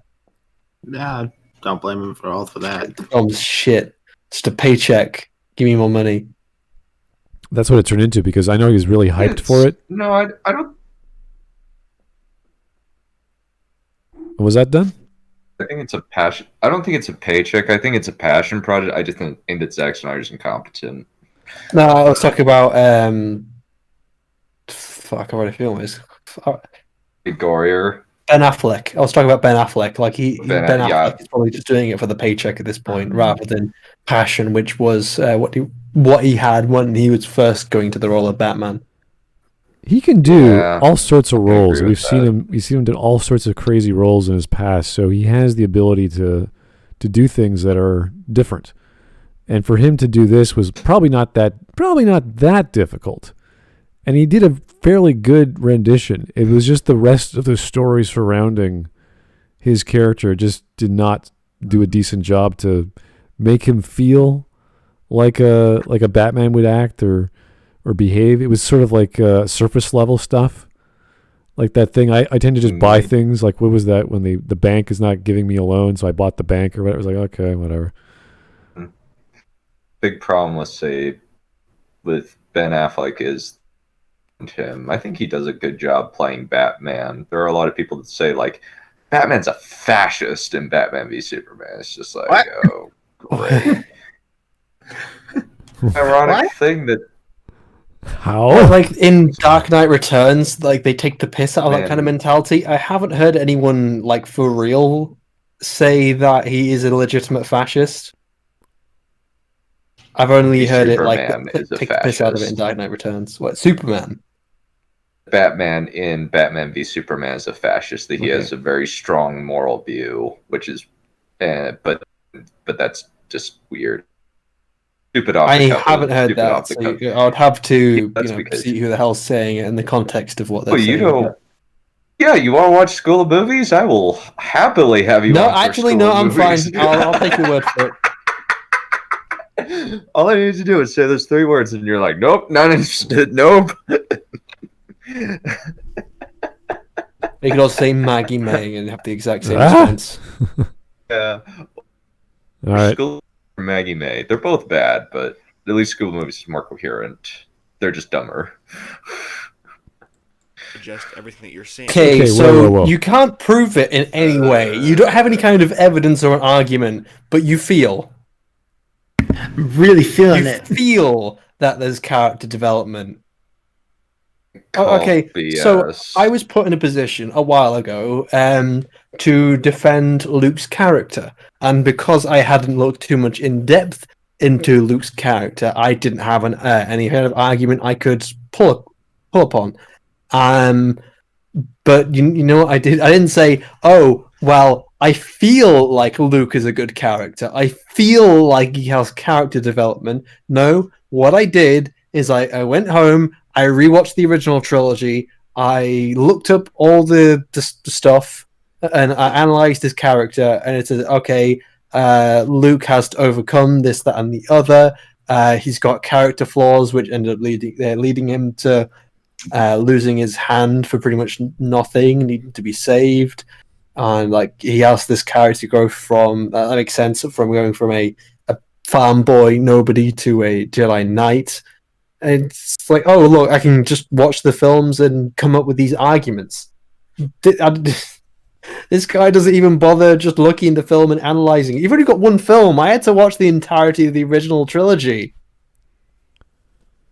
I want to know. Oh, I feel like there's character. Maybe, possibly. I can't prove it, but I feel. I want to know. I know there's one thing to argue character development, to define it, to find it. That's really tough. I want to know what he thinks the themes are in Man of Steel. I really do, because there's so many mixed messages I'm getting from the story. How humans aren't ready to find out there's alien life and it's this kind, and they're going to turn against you. And then you have Jor-El's like, oh, no, you're going to be a wonderful figure of light and hope, and everyone's going to follow you to the sun, and everyone's going to be great. You're like, yeah, those are messages in the film, but they're never actually in the film. They're just messages. They're just like, hey, this is what's going to happen. Humanity is just a set dressing. It's like, there's some people over there. There's Lois. There's Perry. They're saying stuff. And you're like, okay, is that really it? No, it's just Clark versus a bunch of other gods punching the crap out of each other until the earth turns gray and things blow up. That's the movie. And all kinds of residual destruction and death as a result. And there's information in these films. Deep themes. Which themes? First, let's identify the themes, then tell us how deep they are. I want to know which one first. Oh god, themes are not an excuse to have poor writing. You can write something and not have a theme for it, right? They're not essential to it would be it depends on how broad your idea of theme is, but you can definitely go into writing something without the kind of idea, like the specific idea of a theme. You could have, but at the end of the day, there will be some kind of idea in your story, but people will take the idea out of it. but it's again, it just depends on how broad and explicit your definition of theme is, which it's always very pliable when you talk to these kind of people. The class, anything just becomes a theme. It really depends on your definition, as Shiny said, and I always akin to it, something is about something. So the theme of a film is man about to stop this thing. So man versus X, or man versus man, or man versus self. Man versus machine. Man versus machine is a theme. So what you can do, if you don't have a specific major theme, you have a series of minor themes. So man goes to store, man coming of age. Coming of age is a whole category of a theme or a sub-genre of young adult fiction, for example. It's a very popular element there. It could be an element, like themes could be elements of your story. So you could have multiple different forms of conflict. So man versus opening a door, man versus getting up in the man versus door. Yeah, that's a theme. Oh man, he's trying to get through all these doors, and he's a thief, or he's a lock picker, or he's a security system expert, or he installs security. Whatever your story is about, the theme is the conflict, really. So that's how you categorize it. Wheel of Time is a good explanation of power corrupting both literally and metaphorically. Yes, and those examples are the conflicts in the story when he does something that he's struggling against, and he doesn't know, do I kill this guy, or do I even think about it anymore? Do I care? No, I'm just going to wipe them out. So it's these ideas that you see as a flavor, and you then say this is a category. Now, his definition of theme is obviously unknown because he's just saying words, but we have a better understanding of characterization, for example, in Man of Steel, at least I do, or what isn't there to make Clark have any element of growth. And it is a coming-of-age story, believe it or not. The problem is he just sort of meanders for, I don't know, 40 minutes or so. No, it's got to be at least 30 minutes because the first 20 minutes are on Krypton, and then 50 minutes into the film, then we get to Krypton again on the spaceship. So it's like these 30 minutes of just stuff happens of Clark just waltzing around, being a fisherman and breaking trucks, semis, and all this other useless stuff, watching TV. And especially with Zack Snyder, Superman, and Henry Cavill, that you have to pay attention and you have to try to figure things out for yourself. Oh my God. You have to figure it out for yourself. You have to project themes onto the film. That is not a good You have to really want to enjoy this film to see it as a good film. This is like Shiny saying... You have to watch it multiple times. You have to project and do all the themes for yourself. If Shiny did not have a critical bone in his body, he loves Star Wars, like, you have to go into Star Wars liking stars. Okay, so if you want to... you have to go into the holiday special, and you have to watch it at least 5 times, and I feel like the holiday special is a good film, but I don't have any evidence, or I can't explain it, or bring anything to the table, or fucking do anything, apparently. And then you have to really work out the themes that are in this film. It doesn't tell you explicitly. The themes of the holiday special are about love and family and Christmas and shoving something up your ass and your granddad watching porn. Oh God, it's like, imagine your daughter bringing home a guy for whatever reason, like for Christmas, and they say, "Why do you love this kid?" He's like, "Don't you see? He's so cool." And they're like, "Daughter, honey, what do you mean he's cool? Like, what do you like?" "Oh, he's so good." It's like, good at what? Like, what are you talking about? It's crazy lunatic eating all the turkey at Christmas. Like, I just feel like he's cool. Honestly, I would actually ironically be happier if people thought that the Star Wars holiday special was good rather than thinking The Last Jedi was good, honestly. At least you can like laugh at the holiday special because it just become a kind of a meme at some point. Like, nothing in that makes sense. everything is bad in that. It's like the room of Star Wars things. Like stip whipsta when Lady Tremaine from Cinderella makes a cameo doing a cooking commercial. That was really fucking bizarre. Oh boy. Anyway, let's not get off track. Let's keep going.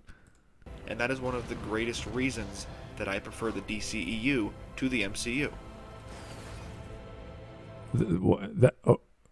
So the greatest reason it's got deep themes, and that's why he prefers the DC expanded universe. Marvel has to no the themes, MCU. Guys. Marvel is completely cookie cutter. No themes. You can't project any themes onto it whatsoever. like most of Marvel is fairly simple.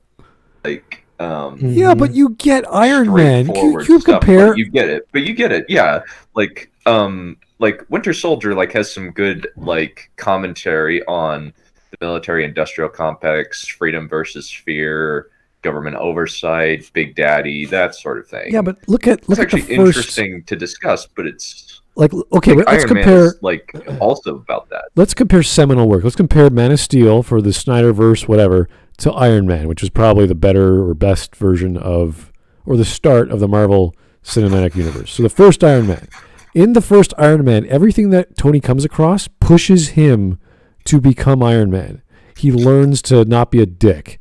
The death of that inventor friend of his dad, causes him to, not waste his life. And he starts to realize the damage and impact his weapons are having on the world as he starts to realize they're being sold to literal terrorists. Right. And compare that, just those two examples of Superman in Man of Steel. Everything that happens to Man of Steel, Clark is like, what do I do? He runs away. When am I gonna help people? He has to ask for, he doesn't know what he's doing, even though he has his dad kind of helping him. Then he has Jor-El finally help. It's just this constant crap. And you could have saved your dad from a freaking tornado. Nope, my dad wants to die. On the sheer hope that no one will notice my son, the alien, saved my life. And then what happens in the next scene? It's just thrown out the door. It's I gotta go save the world now. I gotta go reveal myself. It's well, you just wasted your dad's life because Zod came and changed things. It's so stupid. If that is the actual human versus alien theme of the story, what does Clark do? What do I have to hide myself? How do I do that? It's no, never. It's just dropped, never mentioned again. Oh, except for Perry. Perry brings it up. Sorry, Perry mentions it once. He isn't even defining the deep themes. At least when you come across a TLJ defense, it'll go to it's the themes of failure, or this, because the film almost lays it out pretty explicitly. It's the greatest teacher failure is blah blah blah blah. I know, but it's just, even that doesn't fix the issue. At it's least not even. They'll go and they'll say, okay, this is the theme. It's he doesn't even explain what the theme is. He just says, "There's themes. There's deep themes. I don't know." It's I that's why I like it over the MCU. Imagine, okay, you ever heard The Chosen One? It's always the Chosen One in Star Wars 1 to 3, I guess. It's always this thing there. That's not a theme. That's the thing they keep talking about and bringing up. The same in Man of Steel.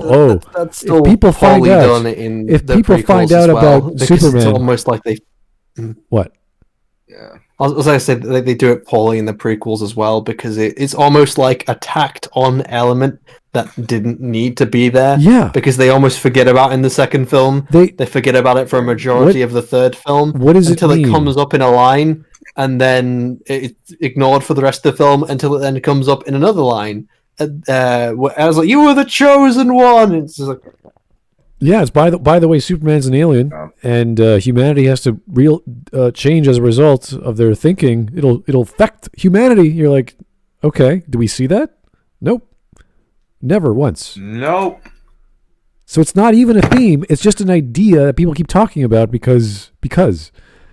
Okay, I think I'm going to try and get into the reason why he likes this film and thinks it's good. So again, he's a kind of guy who confuses the idea of a film he likes and a film that is good.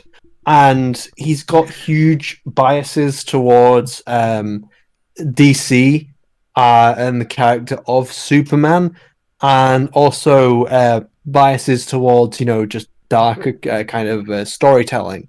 So that's why he enjoys Batman over Marvel, even if it's not as well written. So just having dark stuff in there makes it cooler to this person. It's the the fallacy of darker is better.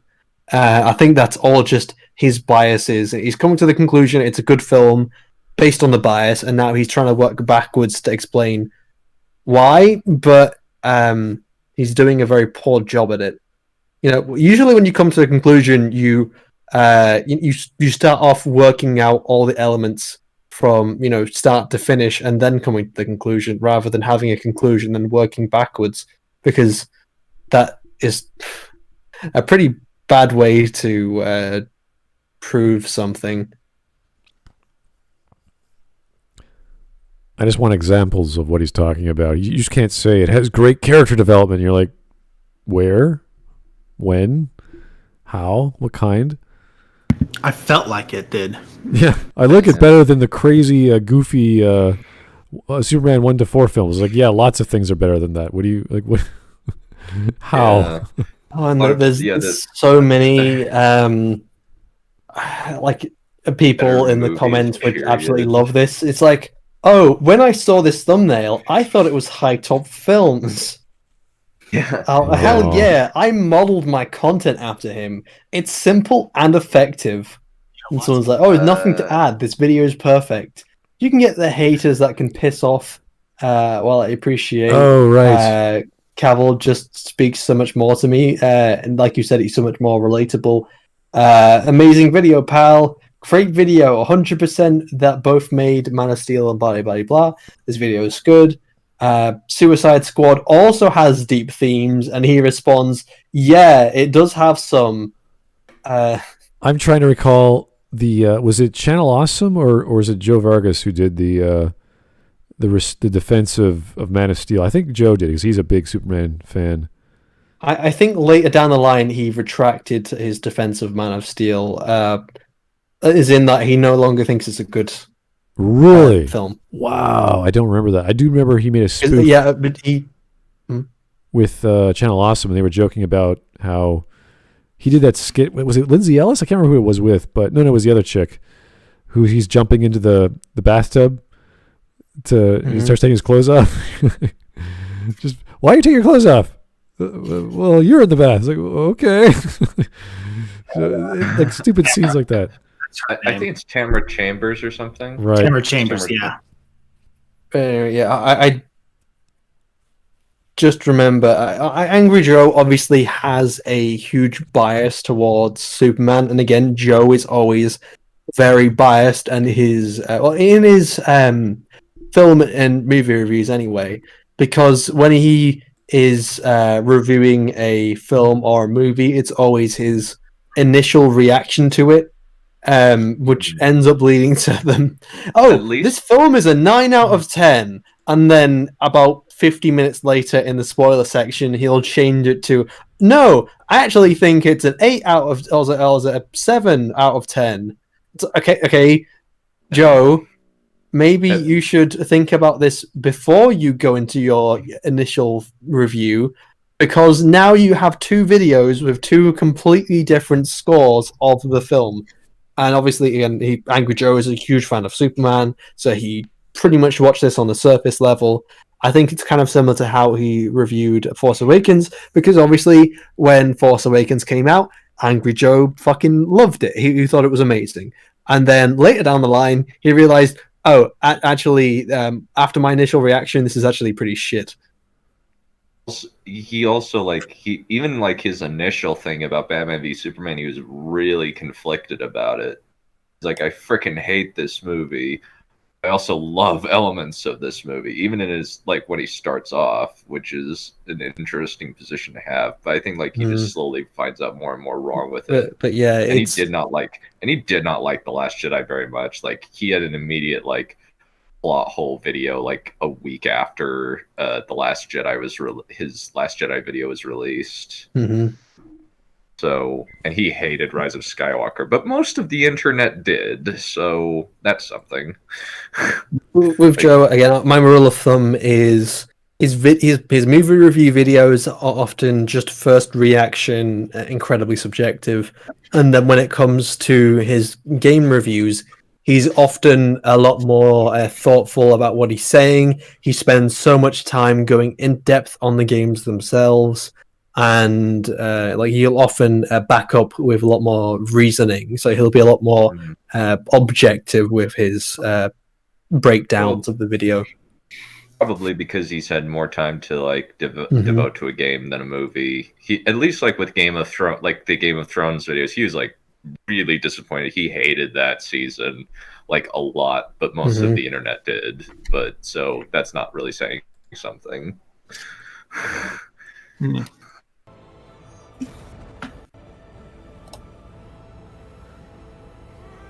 Looks like he's taking a shit.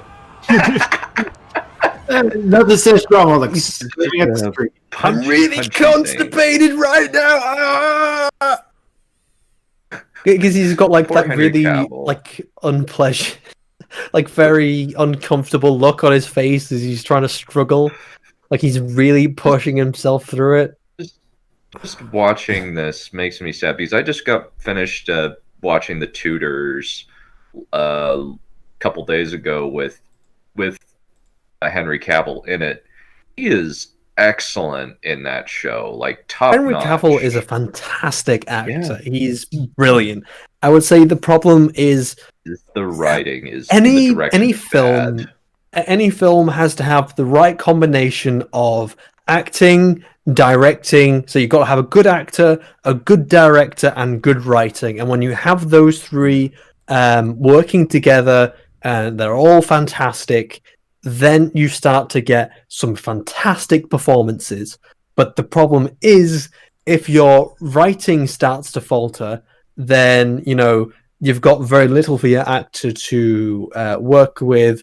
If you have a very poor director, you're not translating what you need out of the actor or what they need to be doing properly, so that can come up with a very poor performance as well. And if you have a poor actor, it doesn't matter how much fantastic your writing is or how great your director is, the actor doesn't know what the hell they're doing, they don't know how to perform, so they end up with a horrible performance. So you need all three of these working. I think Henry Cavill, again, fantastic actor, possibly bad direction, on top of that, horrible writing, and that's the main problem. I think part of the problem is just David Goyer's an idiot. I think that's the major problem with all of the DC EU movies that Zack Snyder was attached to, is because David Goyer cannot write. He also actively hates comic books. He thinks they're stupid. Yeah, that's what you want writing superhero movies. Yeah. It reminds me of when 343 hired people who played Call of Duty to make a Halo game. We're just trying to make it appeal to more people. Yeah, by changing it to people who fucking like Call of Duty. Which is why are you making it more like Call of Duty when you should be making it, fucking Halo? Yeah, I'm not a gamer, but Halo and Modern Warfare and Call of Duty are very different games in terms of their world building. I don't know how much the mechanics are. Not in terms of world building, more in terms of gameplay. They are very different. They're different. Halo has a lot more mobility than Call of Duty does. It's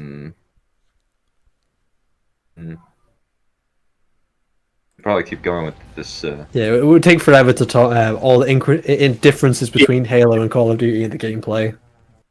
And while this movie does have some insane special effects and CGI and spectacular set pieces, some insanely bad CGI, which we just looked at a little bit earlier.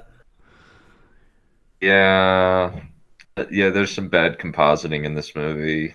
It's better than the movie from the 80s, but he showed it off earlier with the horrible CGI suit with the weird inhuman movement. On top of that, you had the head very poorly composited on top of the body. That it just doesn't look right. Like the color correction is completely off. The compositing is abysmal. It's weirdly floating above the head and moving about, not with the suit like it should be. And it's just fucking horrific. And then you've also got like Superman being thrown into the CGI metal behind him, and it bends, and the compositing isn't right. It doesn't look like he's actually hitting the metal properly. And there's just so many moments where the compositing is absolutely abysmal. I'll admit the CGI in as far as I remember, the CGI in Batman vs Superman is a lot better in many places, but I would have to rewatch the film with my new knowledge of CGI. And actions throughout the film, it is not without its character moments whatsoever. I would go as far to say the character development and the smaller, more heartfelt character moments are what push this movie and what puts it in a league of its own. A league of its own, really. In that very scene, he's showing where lens flares are blotting out the entire screen. There's nothing quite like watching a movie where you can't even look at the screen. All right. Because it hurts. If you're telling me a story has such amazing character development and character moments, whatever that even means, and they're in a league of their own, I want you to give me a standard league of a movie that does it good or somewhat reasonable, and then show me how this league of its own is way above everything else. Just do that so I know where you're coming from. Please, don't make grand statements like this is a perfect movie because it's got character development. It's like saying a pizza is amazing because it's got cheese. And tomato sauce. Oh my God. You're blowing my mind. Cheese it's not and tomato, sauce. it's tomato. Oh. Nitwit. Comes from your opinion, Shiny. The sauce comes from Italy. Like, wow. Wow, what is this tomato stuff? Where'd you get this tomato from? Wow, this is crazy. They all know Christopher Walken. They're making with pizza. They're making tomatoes and pizza. How you do that? I said earlier, Batman v Superman Ultimate Edition and Man of Steel are not without their giant set pieces and special effects. But every time you have a scene like this, look how crazy the camera is just jumping around. You can't follow the action. There's some really bad ADHD. Also, the product placement in this movie is really, really bad. I would say there's a lot of time where, for example, make J.J. Abrams' a kind of idea of cinematography. Well, don't worry, this is related. Is like he's got the scene in a film, and I can't remember what it is. And he's got the camera spinning around the actor, and on the surface, it makes the scene look more interesting. But then when you really realize, it's like, wait, the camera why is it just spinning around? This is really out of place. That you just have these people talking, and the camera spins. It's really nonsensical.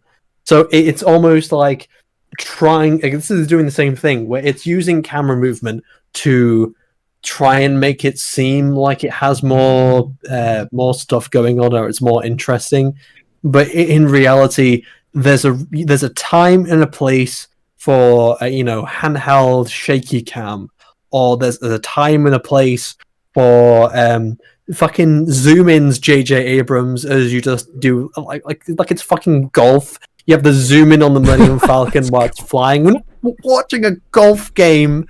We're watching the Falcon fly against TIE. Anyway, so yeah, there's a time and a place for cinematics, camera movements, and you cinematography, time, place. Don't fucking have shaky cam every single fucking time, or have misplaced spinny camera as it spins around, or have constant what's it called? When you've got Dutch angles, that's it. J.J. Abrams also really loves Dutch angles, specifically in the Star Trek reboot films. where almost every single shot of the Enterprise is a fucking Dutch angle. And why are there Dutch angles just everywhere? Just the camera guy just have a really broken wrist, and it's all just slightly to the side whenever he's trying to hold it. It makes it look fancy. Roll eyes. It's just Dangling keys. Dangling don't be keys. distracted by the moving things. Try not to pay attention to the bad effects. Just it's constantly moving. Oh look, new thing. Flash. Yeah, it's trying to make something more visually interesting. It becomes more of an illusion than anything. Like you see that shot right there where it spins from like 1 degree to like 160. It just like it rotates. Like you couldn't even see the transition at all. It's just like, what's the point? You also get a scene like this. People are afraid of what they don't understand. Is she right? You see where I'm going with this? I mean, you can look at the action in this movie all day long because it does have insane action set pieces and they're all fantastic and crafted wonderfully. But what this movie does so perfectly is the smaller, littler character moments between one another. And as ironic as this may sound, what makes Henry Cavill's portrayal of Superman so perfect is that he's not. He is not some perfect guy. He has flaws, and he's trying to better himself all the time. Okay. So let's imagine So weak. the argument is true. So we look at the story. We say, okay, Superman is not perfect. I'll agree with that. How does that damage the character relationships? What is Clark doing that's hurting? I would say also, what does that add to the film? Sure, but I don't Like, mind. I in don't the mind a character writing. with flaws. That's a good thing in my mind. But I want to see how it's used. So where in the story does Clark, who has a flaw, whatever that flaw is, we don't know, is causing someone else either a problem, or they're distrusting him, or they don't like? There's nothing in this story aside from the antagonist who wants the thing in his body to remake Krypton, that is a conflict about Clark as a person. Everything else is saying, Clark, you're amazing, you're going to do great things, but you can't do it yet. You can't reveal yourself because the world's not ready, yada, yada, yada. That's the whole film. Until Zod comes, it's like, oh, crap, now we got to stop Zod. He's also not telling us what these flaws are exactly. He just keeps saying that the character is flawed. But again, the flaws are not meaningful to the story. They're not meaningful to his character. They really don't add anything, and they often just take it away. Just having using the flawed argument is often more or less just becoming an excuse, just to say, oh well, why does he do this? Oh, because he's flawed. It's okay. But it doesn't. It takes away from the story. It's not adding anything to his character. Just to say, oh well, he killed someone because he's flawed. Yeah, I could argue that refusing the call for like an hour is a flaw, but that's really stretching it because he's just not sure what he's doing. Whereas a flaw with Luke is in Star Wars Episode 4. Was it 5? It's 5. Sorry, Patient. He's just I gotta go. There's no time to train. I got to go help save my friends because the Force is showing me visions, while all his teachers are telling him, "Don't go. You're going to cause problems." So You're going to get your butt whooped. You're going to get your butt whipped. You're going to end up hurting your friends, and they end up saving Luke as a result. And that ends up being a lesson for Luke's character as well. He learns something. What does Clark learn? Fucking nothing. Tapping people's necks is an effective way of getting rid of your problems. There you go. Yep. God, killing solves all your problems. Killing God makes up for all the other people who died in the aftermath of wrecking the entire metropolis. And some He saved that one family. He could choke him out. He could knock him out. He could just cover his eyes. But nope, he's just gonna snap his neck. Oh, snap! He would have survived. Be blinded, but he would have survived. I remember.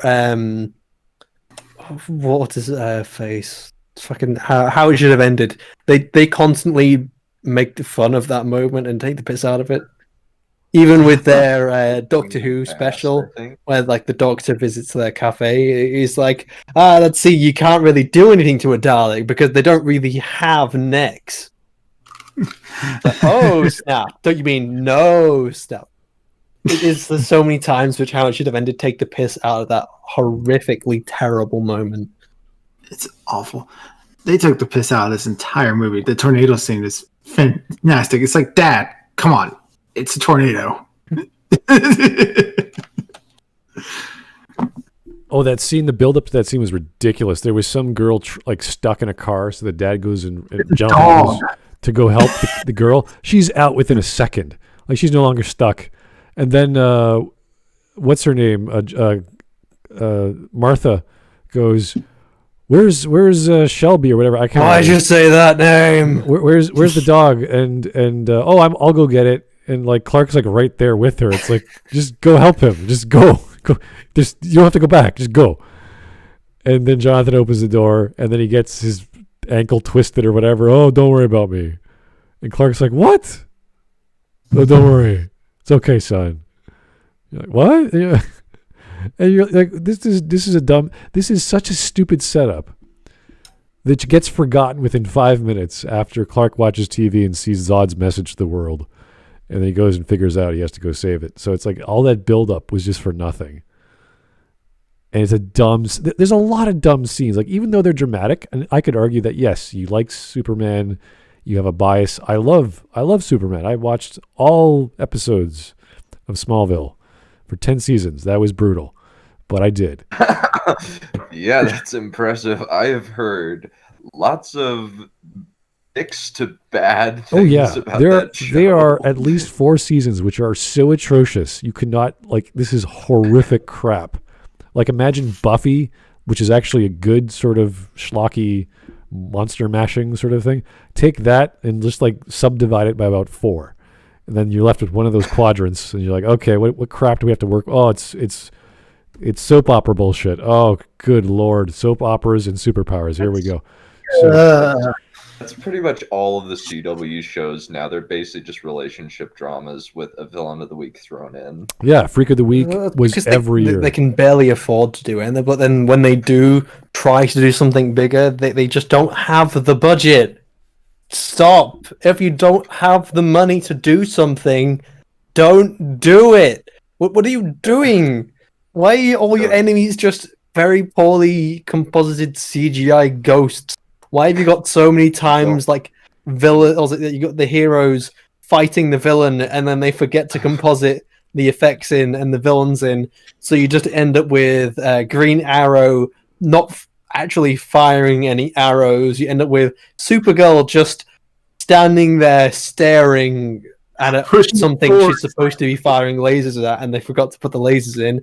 Then you've got people punching ghosts which aren't even there, which that's just horrific. And it all looks so cheap and horrible, like absolutely fucking horrific. Never ask Ruby Rose to do dramatic roles, ever. She cannot act. She's really... And that is, I think, we can learn from this. Not discrediting any other iteration of the character whatsoever. But you see this Superman, this Clark Kent struggle to fit in. You see him struggle to find out who he is. You see him... You see him struggle to fit in as a child, but after that, he just takes off. And does whatever. I don't even really see the moment where he takes off. Look, dude. Okay, watch the film again. Come back with an argument, please. Evidence, a point. Go the very basic GCSE level points. Go point, evidence, explain, and do this for each one of its flaws and for how it works in the story and how it adds to his character. Please, for the fucking love of God. He's saying it's doing stuff and then showing some of this, that, and the other, but then he's not explaining the point and the evidence and how this impacts the story and everything. In a typical coming of age story, you have the young adult or the child or whatever age you're jumping to realize something about themselves and then taking the conscious choice in a character moment to become that thing, to step up against the bully, to decide to sign up for ice hockey, whatever your story is. There's this moment. In this moment, Clark is just sitting on the couch watching the news, and all of a sudden this broadcast hits it and talking about how I'm Zod and I'm going to take over the Earth. He's like, oh, I better do something about that. And that's that. That's the whole coming of age. And then he's talking to his dad and his other dad and all that crap. Maybe you shouldn't save a bus full of kids. I don't know. Doesn't his dad legitimately say he shouldn't have done that? Maybe. Right. He says maybe. So maybe you should. Maybe you shouldn't. He's basically giving him he's kicking the can down the road. Saying, listen, son, I can't answer this question for you. You got to figure this out because you got something bigger than a bunch of kids in a bus. You got to... the whole world's going to change when they find out about you. You're like, really? How about you move so fast? No and camera the can track world you. Doesn't change at all from the discovery of Superman. No, it doesn't. It's like, oh my God, aliens are going to destroy the planet. Someone stop them, and there's this massive destruction in Metropolis. There's 7 or 8 buildings are gone. This is giant city gray floor. I think it turns out there were superheroes all along. I think if Clark was Superman a lot early on before they started terraforming the goddamn planet, I think a lot less destruction would have occurred. But he has to go contemplate his existence for another year or so.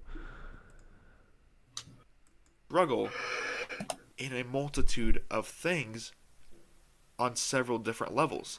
And I think all of us as human beings. Just a multitude of things on several levels. Fuck's sake, dude!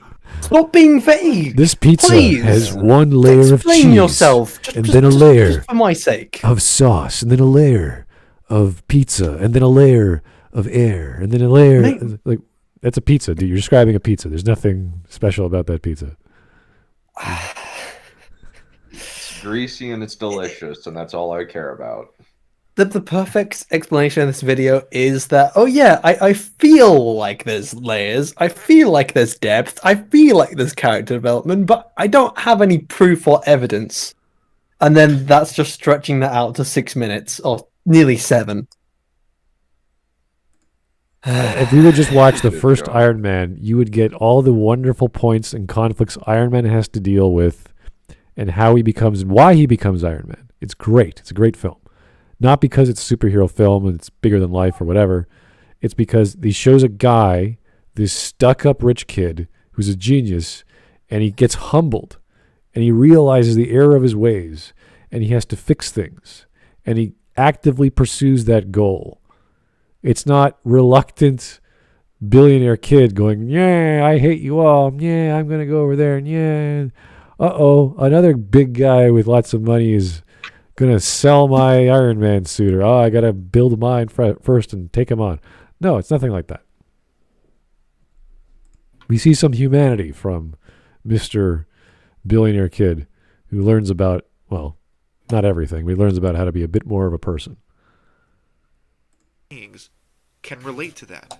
We as human beings can relate to getting knocked down and the hardships and the trials of getting back up again and finding the motivation to do things. Okay, when was this in the movie? When did he fall down and get back up and Well, yes, very generally you can relate to failure, of course, but relatability is not everything. It's like people say, "Hey, there's this, that, and that, and this problem. This writing is abysmal. The CGI is horrible." And then his response is, "But I feel like there's deep themes, and I feel like there's character development." It's like, no, but the writing all over here. It's like he's not even addressing a lot of the main criticisms people have with the film. He's just going on about other things. It's like, oh, you could say this about almost every. I say almost because obviously we're not afraid, but almost every single character in fiction goes through some kind of trials and tribulations at some point. You know, well, you could say this about wasn't a horrible character. I'm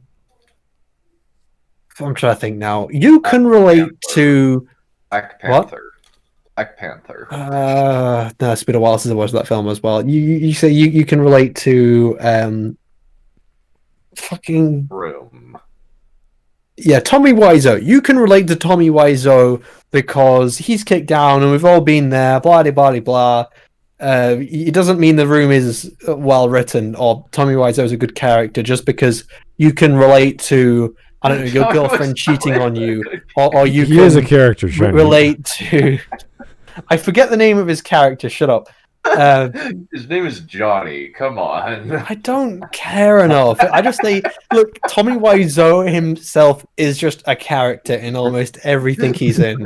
So, I think that's pretty fair to say. He has Tommy the acting Wiseau range of playing himself. Tommy Wiseau. It's like true. Will Smith. You know, Will Smith never plays a character in a film. He's just himself. He's pretty much just Will Smith. Who are we kidding? I think Will Smith has some Yeah, range. Stuff like Keanu Reeves doesn't really have much range. I'm not going to start talking about other actors, but I want to know. I still want to know what this guy likes about this film.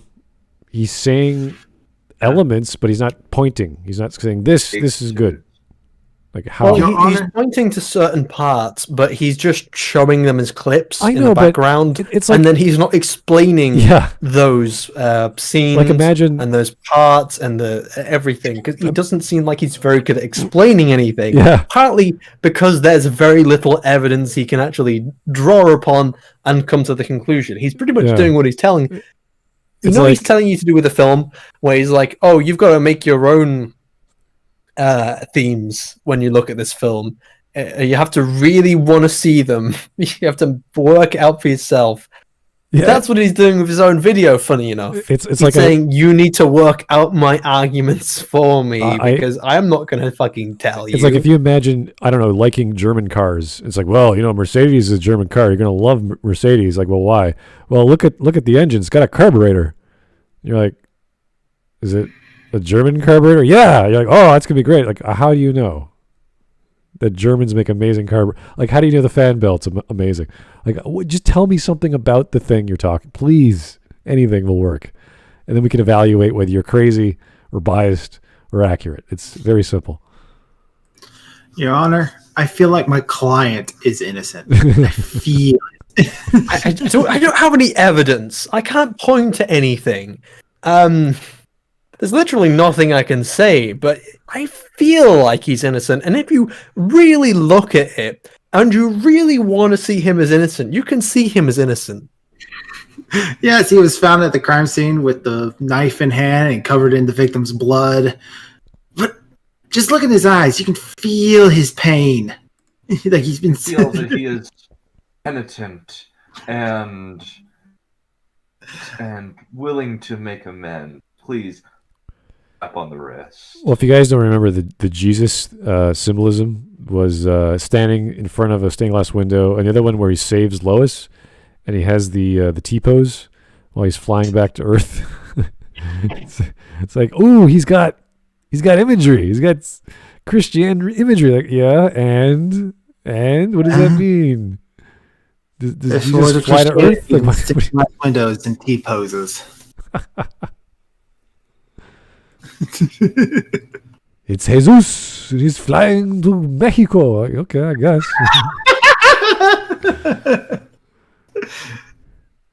That we didn't want to. We can relate to feeling left out. We can relate. I can relate to Christopher Reeve being sad at the death of Lois Lane, or wanting to show he's Superman to Lois Lane in her apartment. Why is that better or worse? And none of this. Just because you can relate to a character, there are so many ways you can relate to bad characters. It doesn't mean they're good characters. It does not mean they are well written. It just means that, oh, there's this element that I can kind of see myself in this character, or I can kind of get what this character is seeing or experiencing because I've personally been through that, or this, that, and the other. And it's really, fuck's sake, he's just repeating the same thing over and over. He is, again. and I'm having to repeat myself as well just to counter the same points he's making. To these things and these emotions that Superman is feeling, this guy who can lift the Empire State Building with his bare hands, the fact that we can relate. All right, I guess he's just making a reference, not an actual pointing reference to like a scene in the film, but how strong he is.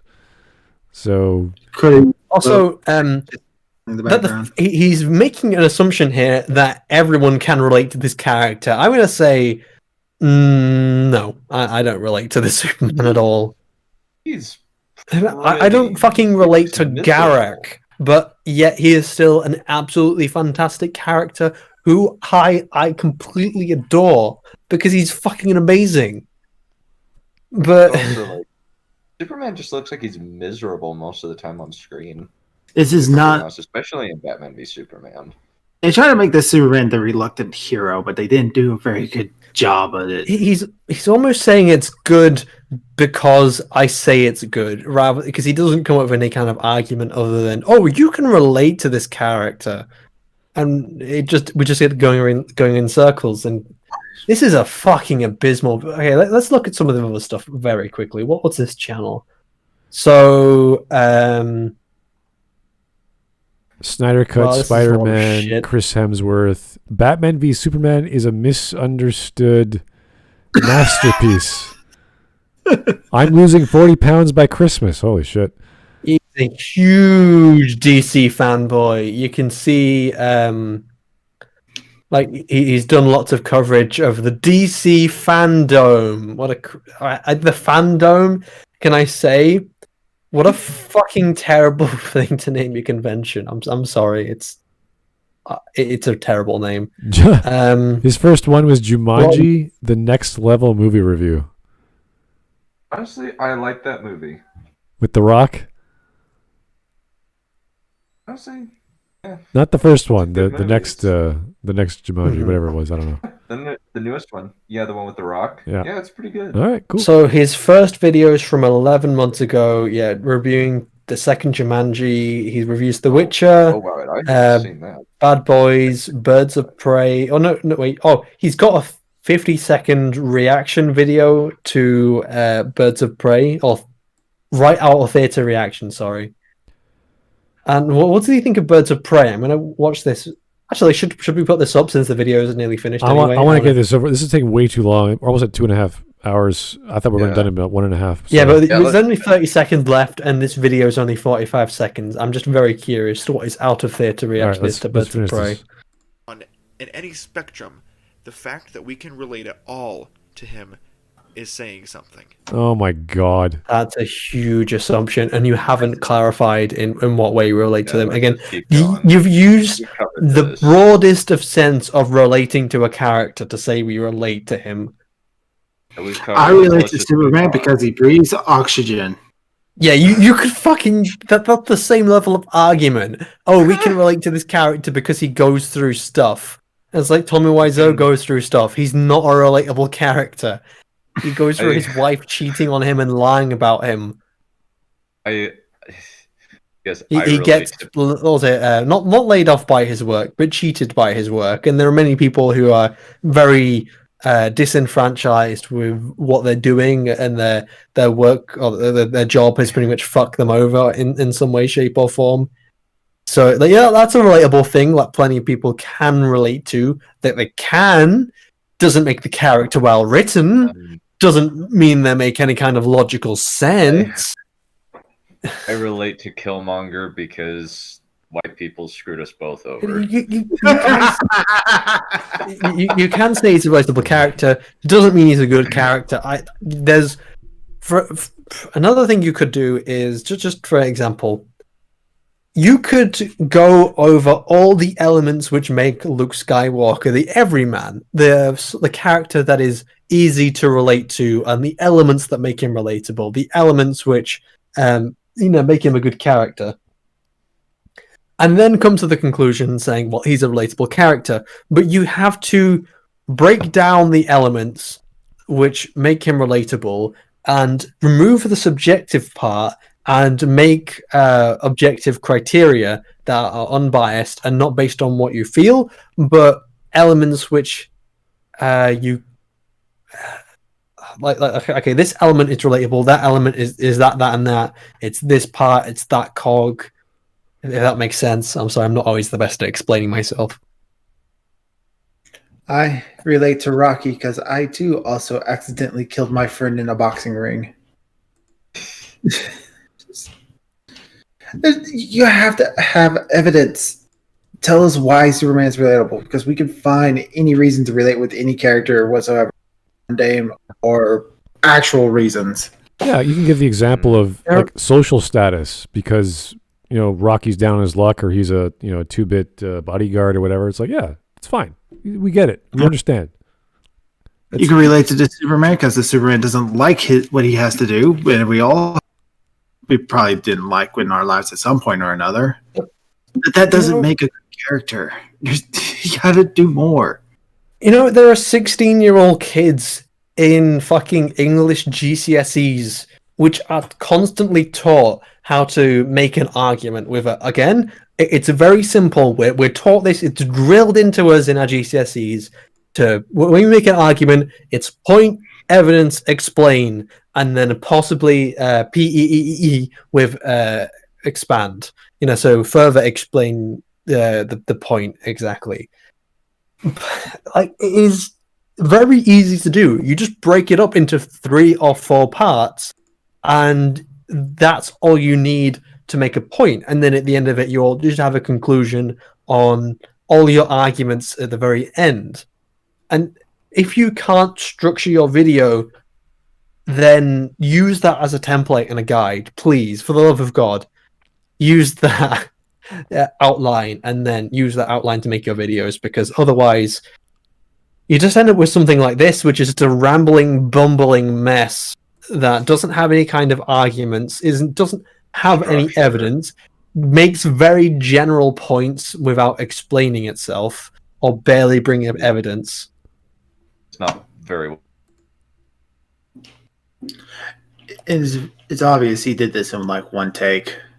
I relate to Groot because I'm also a skinny stick. Yeah. I have a better... Well... Or I relate to who's a really bad character. I relate to Captain Marvel because the system held us both down. Happy? Or doesn't make the character good. No, exactly. Yeah, exactly. Or if the character motivations are fucked, if it doesn't make any kind of sense, if it's all over the place, if the plot doesn't even know what the fuck it's doing, just because you relate to a character doesn't mean it's a good. You know what I would prefer, actually? If the characters in the story relate to each other clearly and understandably. I think that's much more important than to my human existential moment looking at an alien on screen going, oh my God.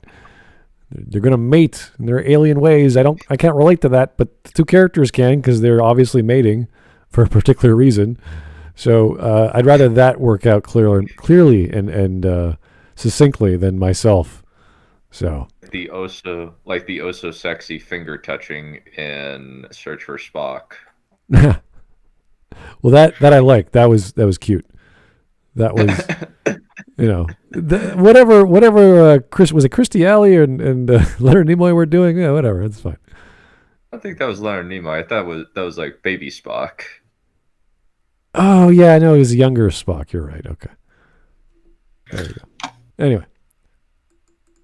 And as this film illustrates it beautifully, when you're feeling down or when when you're just not feeling yourself, when something happens, when everything seems bleak, everything seems When going something wrong. Oh my god. happens. Oh my god. Okay, this is what you get So from fanboys. vague. Okay, because they watched Star Wars, because they played Mass Effect, and they were going through a bad time in their life, and they just played a game or watched a film, and they felt better because they're fun games or they're fun movies to watch. Therefore, amazing. I love this. 10 out of 10 experience. You're like, okay, fine. That's your bias. That was your experience. I get it. But then you're not thinking critically. You're not telling us what makes that experience good, aside from you were feeling bad one day and someone gave you a free soda one day and you thought, wow, Coca-Cola is amazing. I love Coca-Cola. It makes me happy.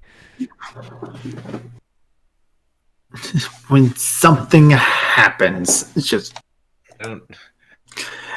It doesn't get more vague than that. It's just... So frustrating. Okay. Just remember to keep holding on to hope. What? And hope is like the sun. What does hope have to do with anything? What is he talking about? You can legitimately like say the sun. hope is like the sun, and it will be almost the exact fucking same depth of argument he just I made was here. so depressed. Hope is like the sun. It causes heat stroke. And then I watched Depth the of movie. kitty. And the movie was so different than my depression. If I ever make a video like this where I just make really shit arguments, please call me out on it. Oh, don't worry. I don't ever want to be this guy. We're gonna, if you ever do that, we are gonna have an entire Smudcast dedicated to just looking at whatever the devil you just made shiny. We'll be like, oh. Anyway, by the way, this is him, Ooh. and this is his out of cinema reaction to Birds of Prey. It's Alright. only 45 seconds long. Okay. I'm pretty sure we can just.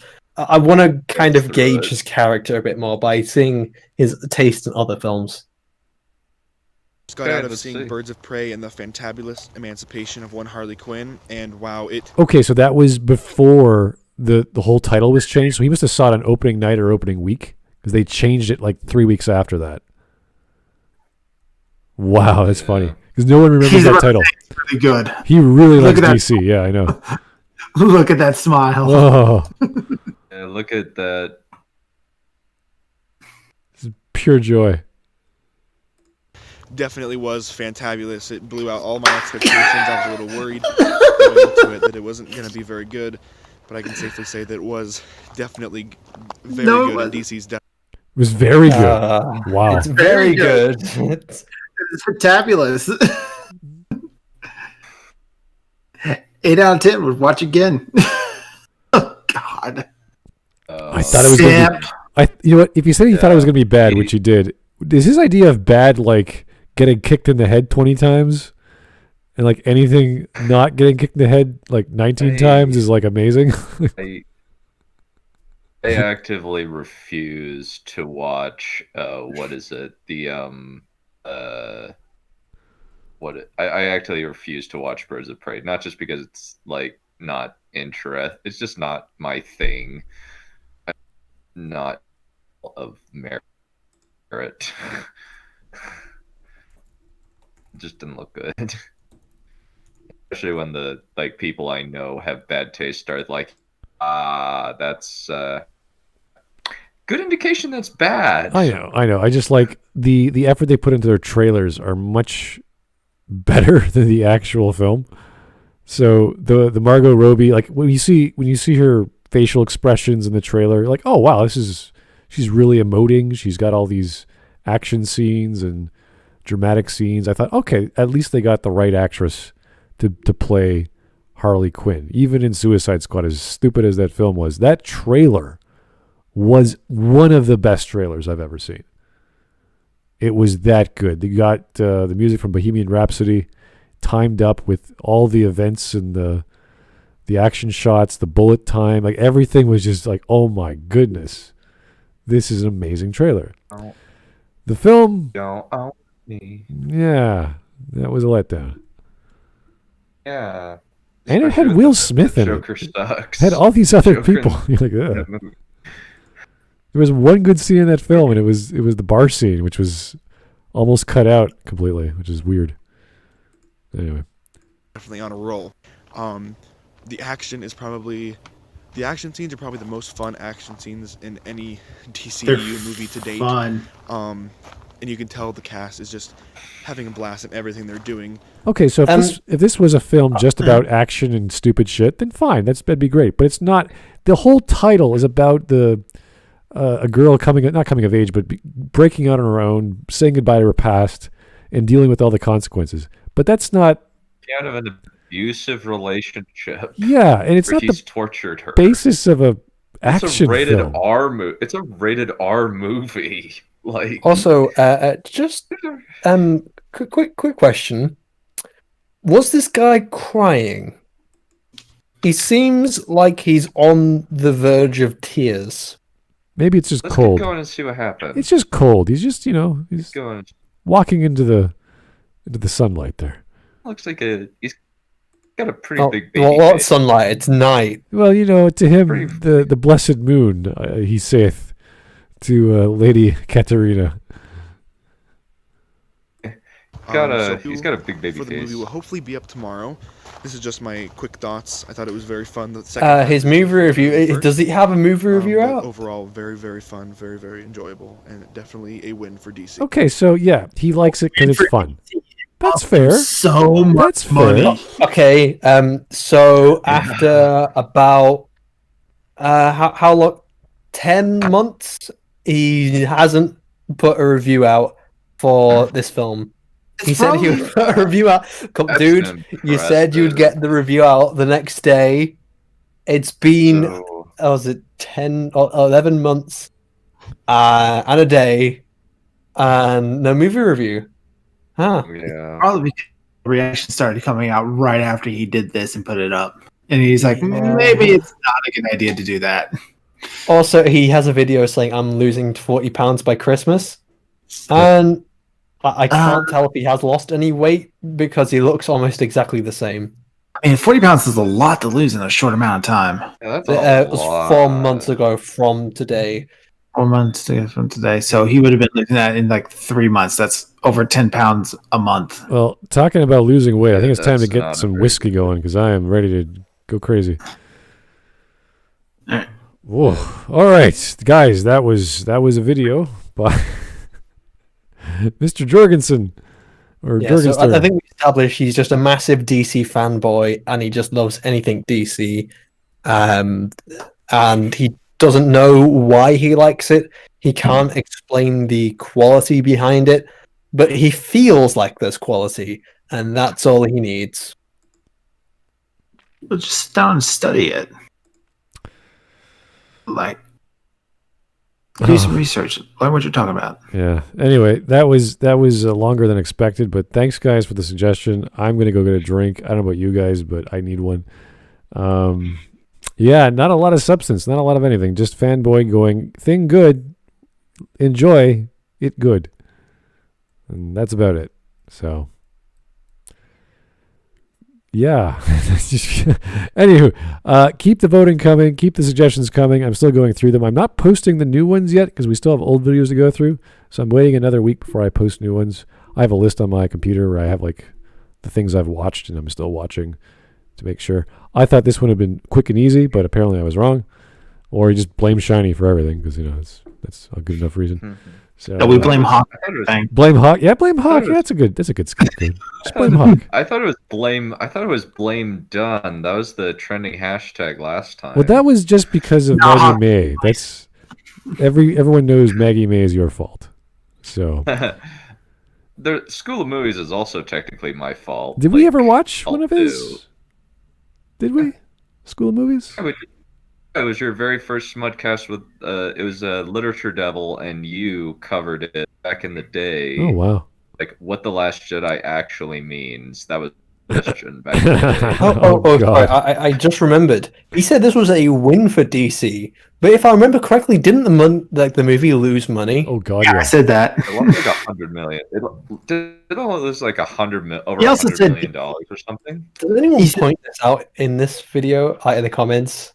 Please tell me someone point. No one did. There's no comments on this video. No comments.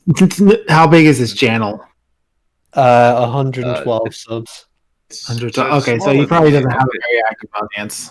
Yeah, but he still had a lot of comments for this video, and this video came out much later, and it was. Oh no! This is. Where's the other video we were just watching?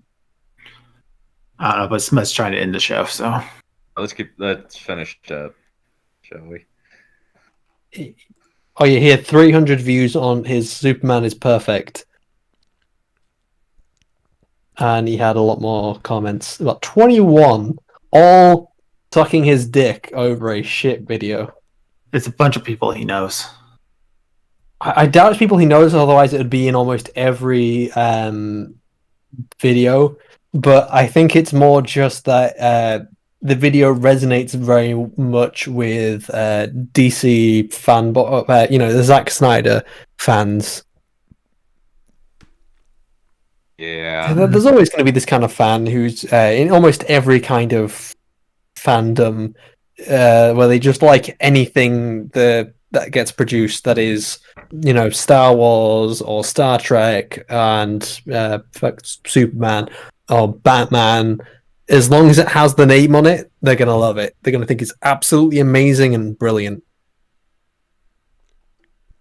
Anyway, guys, keep the suggestions coming. Keep the voting going.